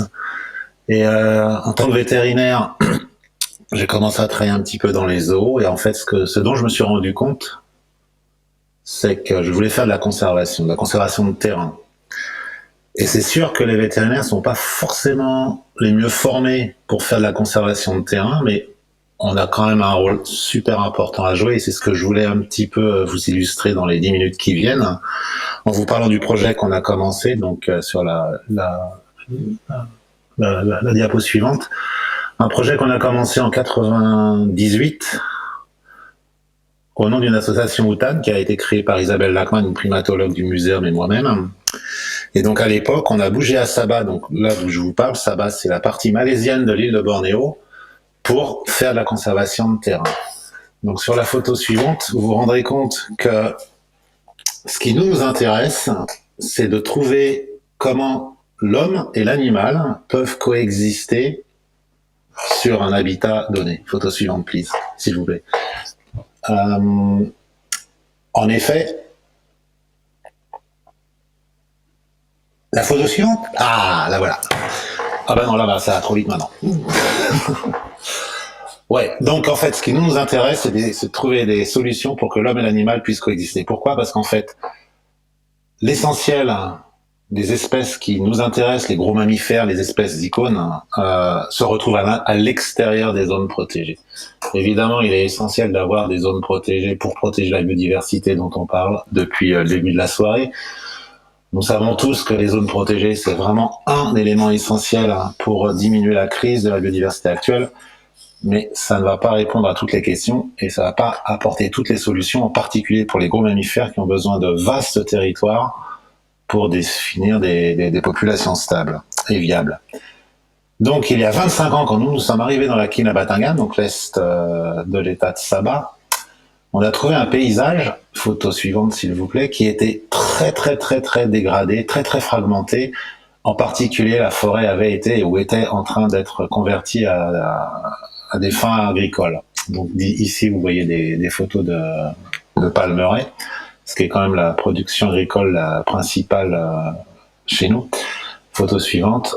Et donc, c'est le genre de territoire dans lequel nous intervenons. Sur plus d'1 million d'hectares de terrain, sur la basse plaine fluviale de la Kinabatangan, il reste peut-être 10% de forêt et tout le reste, c'est des nouveaux habitats, c'est de l'agriculture, c'est des villages, c'est autre chose, quoi. Par contre, photo suivante, il y a encore énormément d'animaux dans cette zone.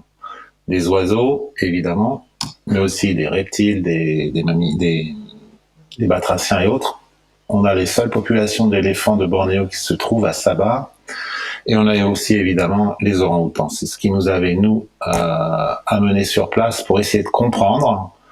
Photo suivante. À l'époque, il y a 25 ans, on voulait essayer de comprendre si cette espèce, l'orang-outan, pouvait arriver à survivre en forêt dégradée.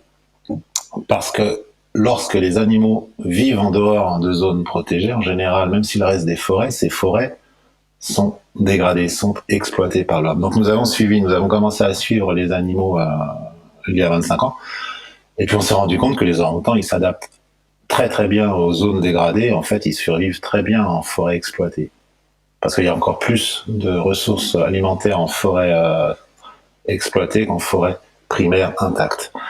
Mais par contre, ce à quoi nous ne nous attendions pas, c'était de voir, comme vous voyez sur cette photo, que les orang-outans apprennent aussi à survivre dans des nouveaux paysages, des paysages agricoles. Donc en fait, certains animaux vont quitter le couvert forestier et se retrouver à l'intérieur des plantations de palmiers, où ils vont soit se nourrir de fruits, de feuilles, faire leur nid dans les palmes, se promener, etc.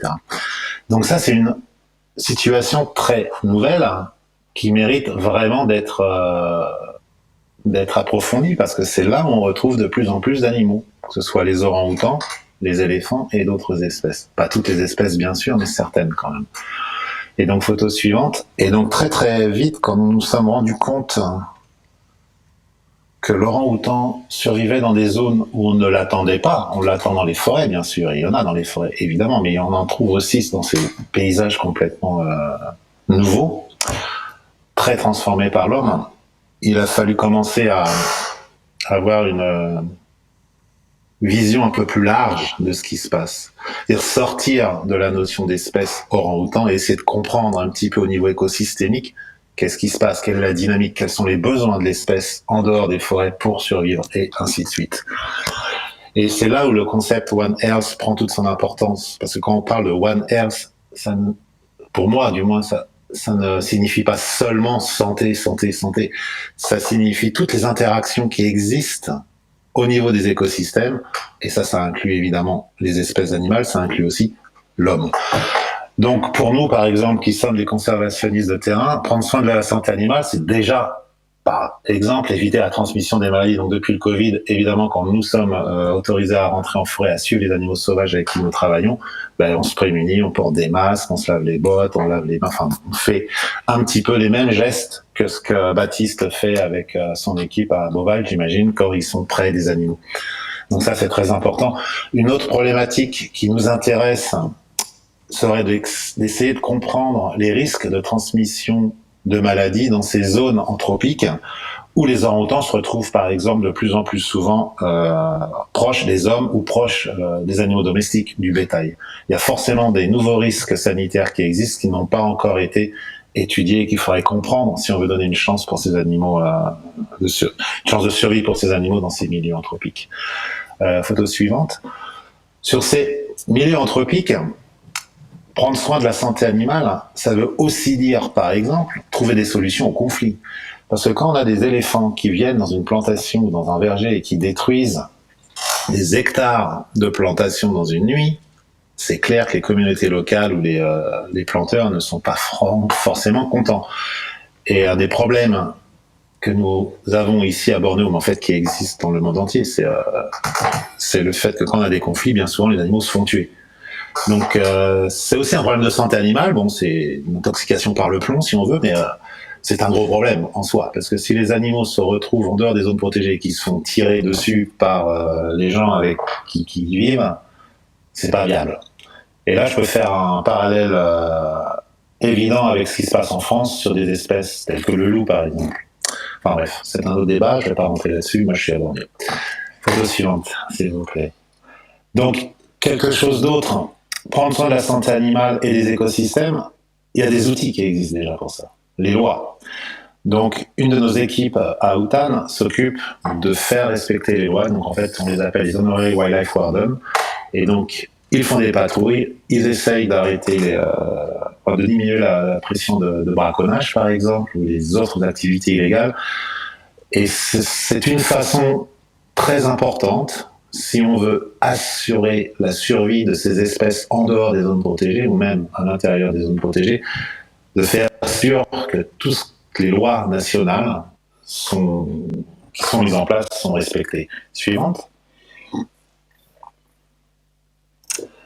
Prendre soin des écosystèmes, dans le cas où nos écosystèmes dans la Quinavéane sont très morcelés, très fragmentés, très dégradés, ça passe aussi par faire de la réforestation, de la régénération écosystémique. Donc on a une équipe de femmes, là, pour le coup, qui font un travail absolument formidable à Outan, et l'idée, c'est de recréer des corridors forestiers qui vont lier entre eux des fragments forestiers qui sont isolés.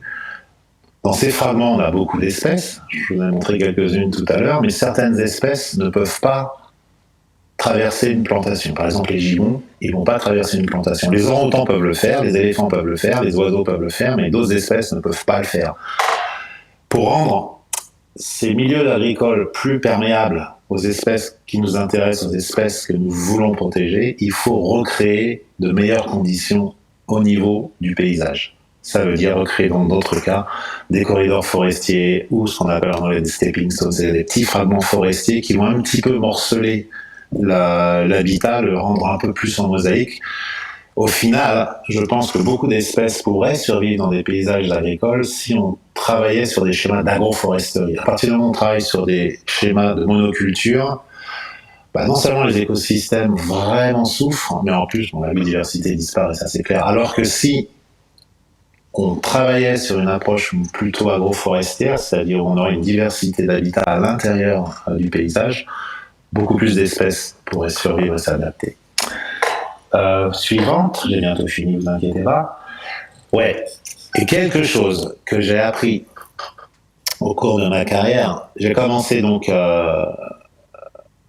ma formation de vétérinaire. Je suis devenu vétérinaire parce qu'il y a très longtemps, je voulais travailler avec les animaux sauvages. Je voulais passer mon temps avec eux. Mon obsession, c'était les animaux sauvages. À partir du moment où j'ai commencé à voyager, que ce soit en Afrique, au Moyen-Orient ou à Bornéo pour faire de la conservation de terrain, j'ai très vite compris que la conservation, c'est en fait pas du tout les animaux, c'est l'homme. Les problèmes de conservation sont liés à l'homme. Et pour les régler, il faut travailler avec les hommes. Ma part de boulot, ma part de la vie que je passe avec les animaux, elle est finalement très très très très petite. C'est peut-être 5 à 10% de mon temps passé avec les animaux sauvages qui m'intéressent vraiment. Le reste, c'est gérer les conditions, c'est gérer avec des êtres humains. Donc en fait, c'est là où les vétérinaires sont pas forcément les mieux formés pour faire de la conservation, parce qu'en fait, on a besoin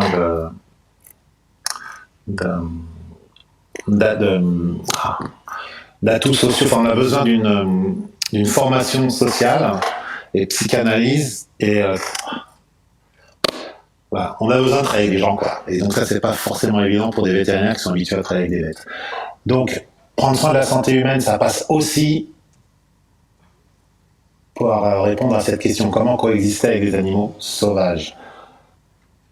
Là, je parle d'animaux, les orang-outans, à la limite, c'est pas très dangereux. Mais quand nous, on travaille avec des communautés locales qui doivent partager leur zone avec 50 ou 60 éléphants, ça peut poser problème. Donc on travaille sur ces problématiques, on essaye de trouver des solutions au conflit, on essaye aussi de montrer aux gens, s'il vous plaît, la suivante, comment ils peuvent coexister, coexister avec les animaux. Parce qu'en fait, il est là le réel challenge, c'est qu'il faut arriver à trouver des solutions pour que l'homme et l'animal coexistent, comme je disais tout à l'heure, ensemble, sur les habitats qu'ils partagent.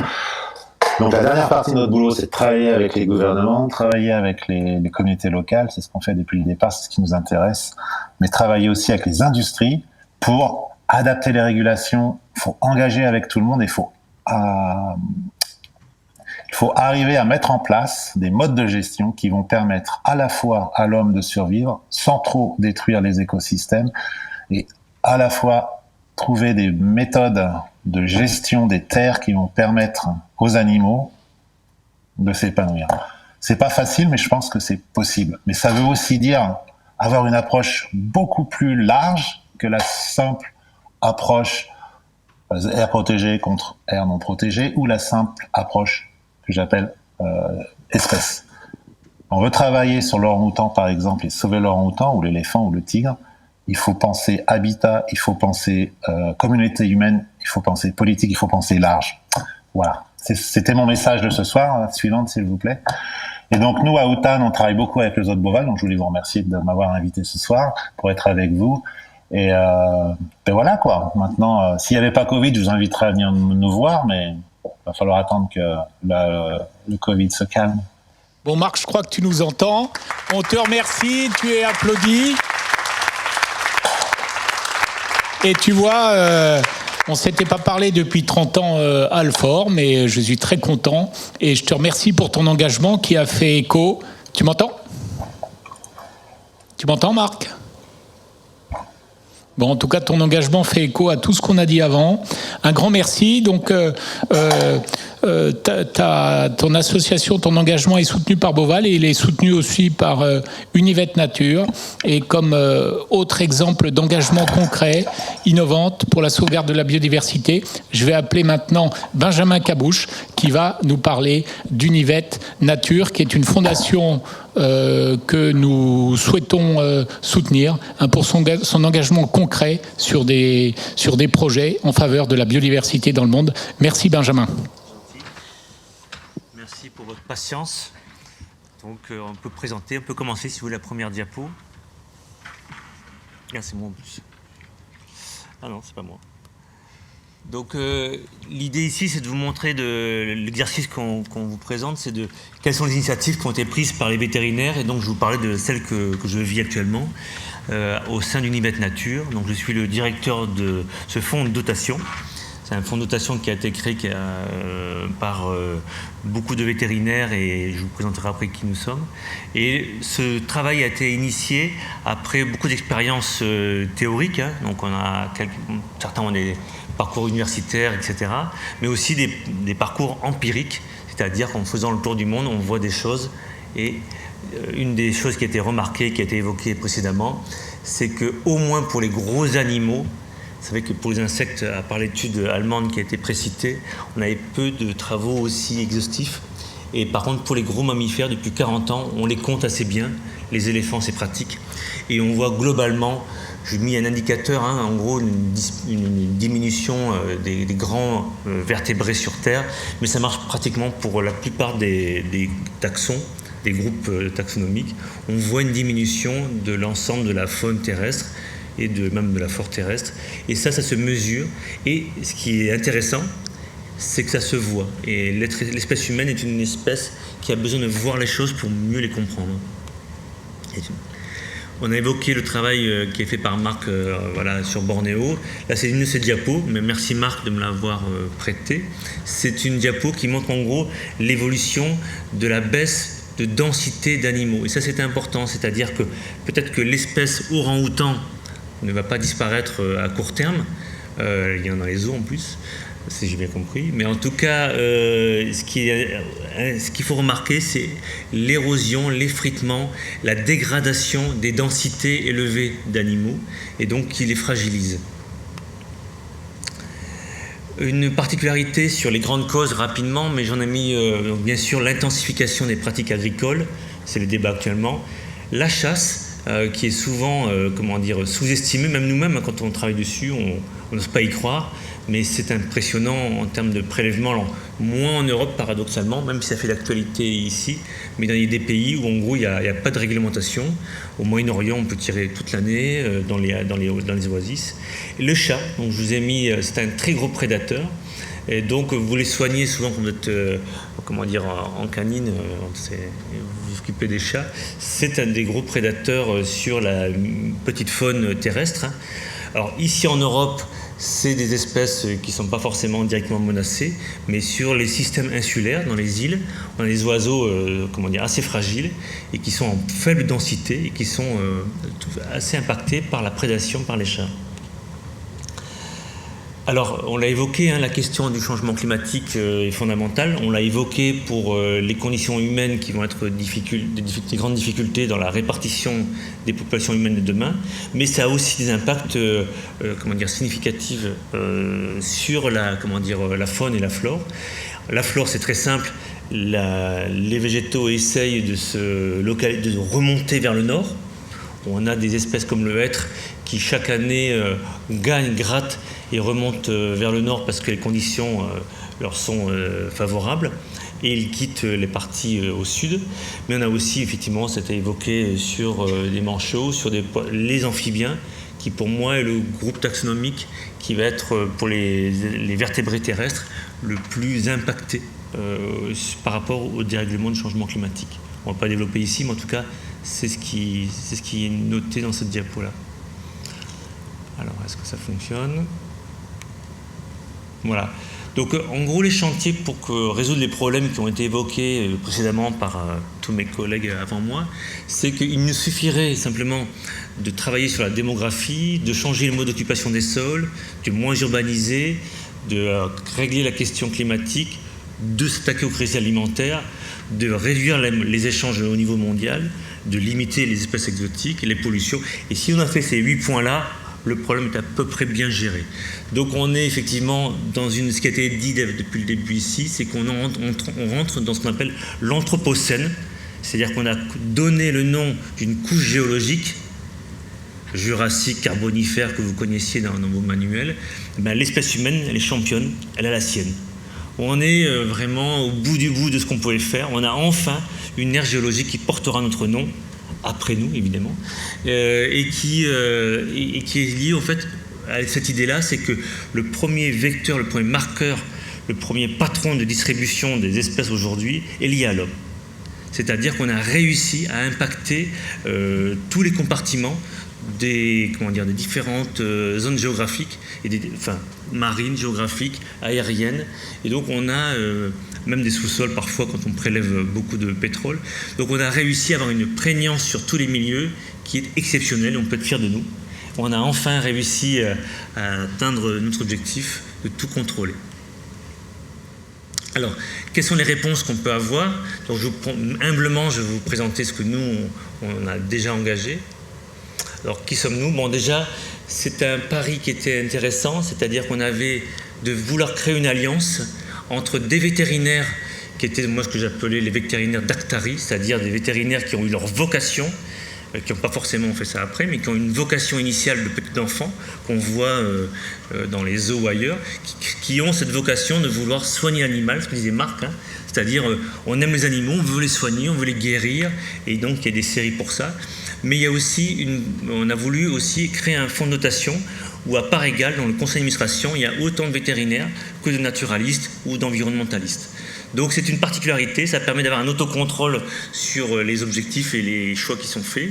Donc là on voyait Alain Moussu en bas à droite, là, qui se transforme parfois il est vétérinaire en semaine et en vacances ou en mission. Il travaille sur de la protection d'espaces naturels. À droite par exemple c'était un terrain qu'Univette Nature a acheté en Madagascar. Voilà.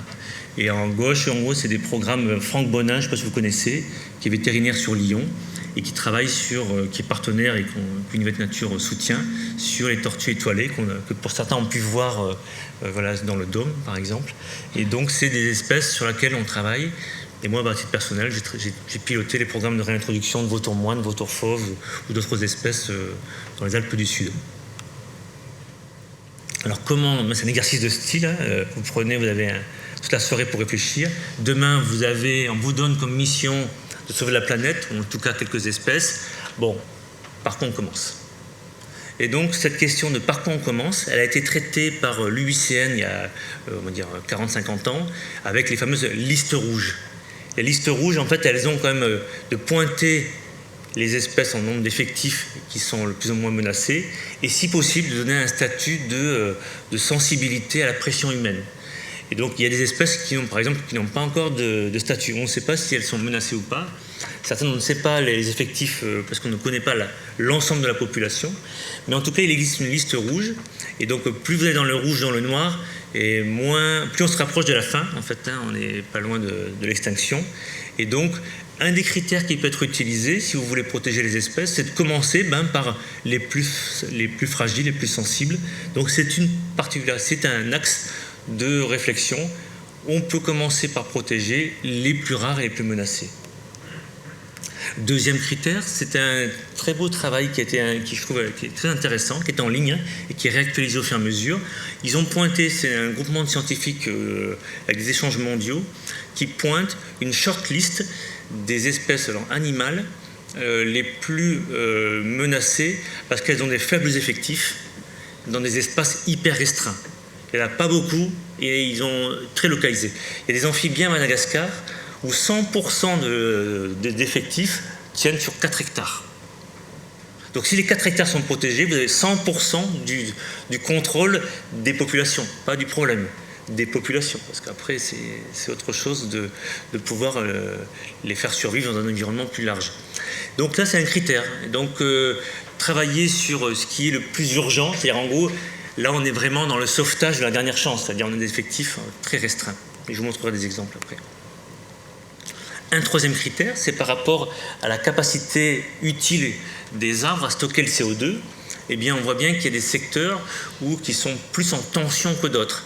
En gros, la zone intertropicale, avec des arbres magnifiques, etc., et bien, paradoxalement, c'est des endroits qui sont des endroits clés par rapport au stockage du CO2. Et on voit bien que le changement climatique va modifier la pression sur ces milieux, c'est-à-dire que, je la fais courte, mais une fois qu'on aura déforesté des grands espaces tropicaux, après, ce ne sera pas la forêt, ça sera ou des sols latéritiques, c'est-à-dire des sols très durs avec à base d'argile et de fer, en gros. Donc on a cette carte qui je trouve intéressante. Les données sont un peu anciennes, mais en gros on voit bien que les milieux tempérés du Nord sont pas, globalement tout est impacté, ok, mais il y a des endroits plus en tension que d'autres. hein, et donc où la déforestation est plus rapide. Elles sont souvent liées à la démographie et aux échanges commerciaux. Alors ce qu'a fait Univette Nature, donc on a été créé fin 2018, donc on a à peine 2 ans. On a engagé dans ce processus 70 cliniques, donc qui sont chez Univette Zen, qui sont Univette Nature, mais aussi Univette et qui sont dans d'autres structures qui sont indépendants, donc dans leur fonctionnement, qui nous rejoignent dans le travail. Ça correspond à peu près 200 personnes qui sont engagées. Bon, il y a Jean-Jacques qui est ici, un des représentants. Voilà, donc vous avez des collègues qui font des micro-dons, qui vont le faire, etc. Donc ça nous a permis en 2020 de récupérer 100 000 € dès la première année, pratiquement, de fonctionnement. Et on a réussi comme ça à mettre en place des partenariats avec 17 ONG et donc sur la, comment dire, que je vais vous présenter maintenant. Donc pour des raisons historiques et d'affinité, on a contribué en France à gérer des centres de sauvegarde. Donc moi j'ai dirigé la Ligue pour la protection des oiseaux en PACA et Alain avait et moi-même on avait initié le fonctionnement du centre de sauvegarde de Bioux, qui est un des plus grands aujourd'hui en France et qu'on avait mené. Faune-Alfort, c'est un centre de sauvegarde avec qui on avait beaucoup d'affinités. Donc Univette Nature est financeur de ces 2 centres chaque année. La deuxième chose, c'est au niveau mondial, c'était le croisement de ce que vous avez posé la question tout à l'heure. Donc, si vous trouvez un espace avec des espèces sensibles, qui ont des urgences, on peut le faire avec une équation nouvelle. C'est que comme nous sommes un fonds de dotation français, nous ne pouvons soutenir que des ONG de droit français. Même si elles sont à l'étranger, c'est pas le sujet. Mais en tout cas, il faut qu'elles soient... la Réunion, les DOM-TOM, c'est encore la France, évidemment. Mais aussi dans des pays où on peut travailler dessus. Donc là, vous avez une petite liste. On a travaillé beaucoup, on a exclu l'Amérique du Sud. D'ailleurs, voilà, c'est pour faire ton père ou ta mère, c'est la fameuse question. Donc on a dit l'Amérique du Sud, on verra plus tard. L'Afrique, c'est quand même des gros programmes assez ambitieux parce que c'est souvent... paradoxalement compliqué. Et nous étions plusieurs à connaître l'Asie du Sud-Est. Et c'est dans les zones d'urgence, parce qu'il y a effectivement une grande démographie, beaucoup d'habitants. C'est une zone à enjeu importante. Ce qu'on sait faire, pour des raisons pratiques, on financera rapidement la surveillance contre le braconnage, la restauration forestière. Par exemple, Marc Ancrenaz qui a évoqué là-bas, on le soutient nous chaque année sur un des programmes de restauration forestière pour les corridors écologiques qu'il a évoqués. On fait de l'acquisition de parcelles, donc c'est jamais nous, mais on finance l'acquisition et l'éducation environnement évidemment. Et puis il y a des programmes de sauvegarde d'espèces menacées où en gros il y a une grosse, une investigation importante sur des espèces remarquables, rares, menacées, qui nécessitent des manipulations. Donc là, pas ici, là sur Madagascar, on a une forêt qui se trouve sur la partie est de l'île où on finance de la surveillance, mais là, par exemple, c'est une terre, en 48 heures, une zone forestière, forêt primaire, a été coupée, brûlée. En 48 heures, ils avaient ressemé. Et puis voilà, au bout d'un mois, on a les premières pousses vertes de riz, on va dire, malgache. Donc ça peut être très vite, sans surveillance. C'était illégal, donc là, on rentre dans les procès, enfin bref, les règlements de compte villageois, enfin bref. Mais ça aurait pu être évité avec un peu de surveillance. Voilà. Là, c'est la même photo de Marc, sur le reboisement, effectivement, en sous-bois sur Bornéo. Benjamin, notre créneau horaire termine à 19h15 et donc à 19h14 on conclura. Merci, on vous écouterait des heures, très intéressant, mais voilà. Je voulais prévenir pour nos spectateurs. D'accord, c'est le dernier, c'est le peintre qui est sous pression que la maison est terminée. Donc effectivement, en Europe, ce qu'on fait, on finance dans les Alpes du Sud la réintroduction des vautours. On finance aussi autour du lac d'Ischkol la restauration écologique là-dessus. En Indonésie, Malaisie, on finance plusieurs programmes, notamment à Sumatra. Là, on a des programmes sur la cohabitation avec les tigres à Sumatra, le même que vous pouvez voir dans le zoo. Donc, la province d'Aceh, c'est la partie qui se trouve au nord de Sumatra. On a 2 programmes là, et puis il y a un centre de sauvegarde aussi qui va s'ouvrir à Sumatra. On finance aussi de l'acquisition foncière sur cette île. Sur Bornéo, c'est le point, c'est Marc.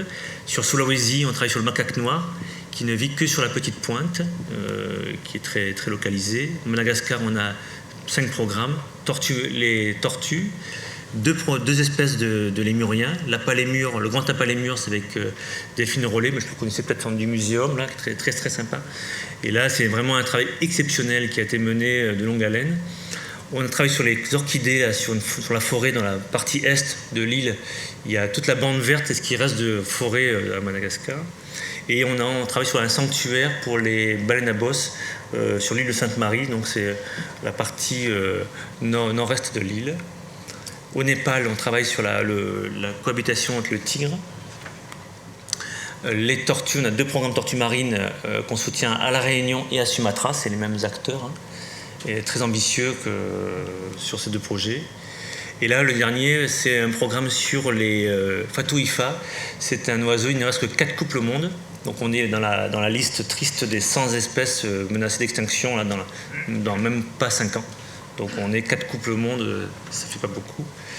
Et donc en gros, ce qu'on essaie de faire, c'est peut-être encore 2 diapos si c'est encore permis. Donc c'est l'idée de faire ce lien entre faune sauvage et on pense qu'il y a un lien possible avec la profession vétérinaire, de faire remonter l'intérêt sur la faune sauvage quand on a beaucoup traité la faune domestique. Alors, on rend l'antenne à 19h15, c'est-à-dire dans 30 secondes. Ça va alors, très bien. Voilà, donc je voulais dire à Benjamin qu'effectivement, nous les vétérinaires qui nous occupons d'animaux domestiques, on veut tous s'engager aussi pour les animaux sauvages et la biodiversité. Et nous pouvons le faire de façon très concrète avec Univet Nature. Je remercie tout particulièrement tous nos conférenciers. C'était très riche, très intéressant. Et je vous remercie, vous, chers spectateurs derrière vos écrans, pour ce 2e événement filmé. Merci à vous et à très bientôt pour notre 3e événement.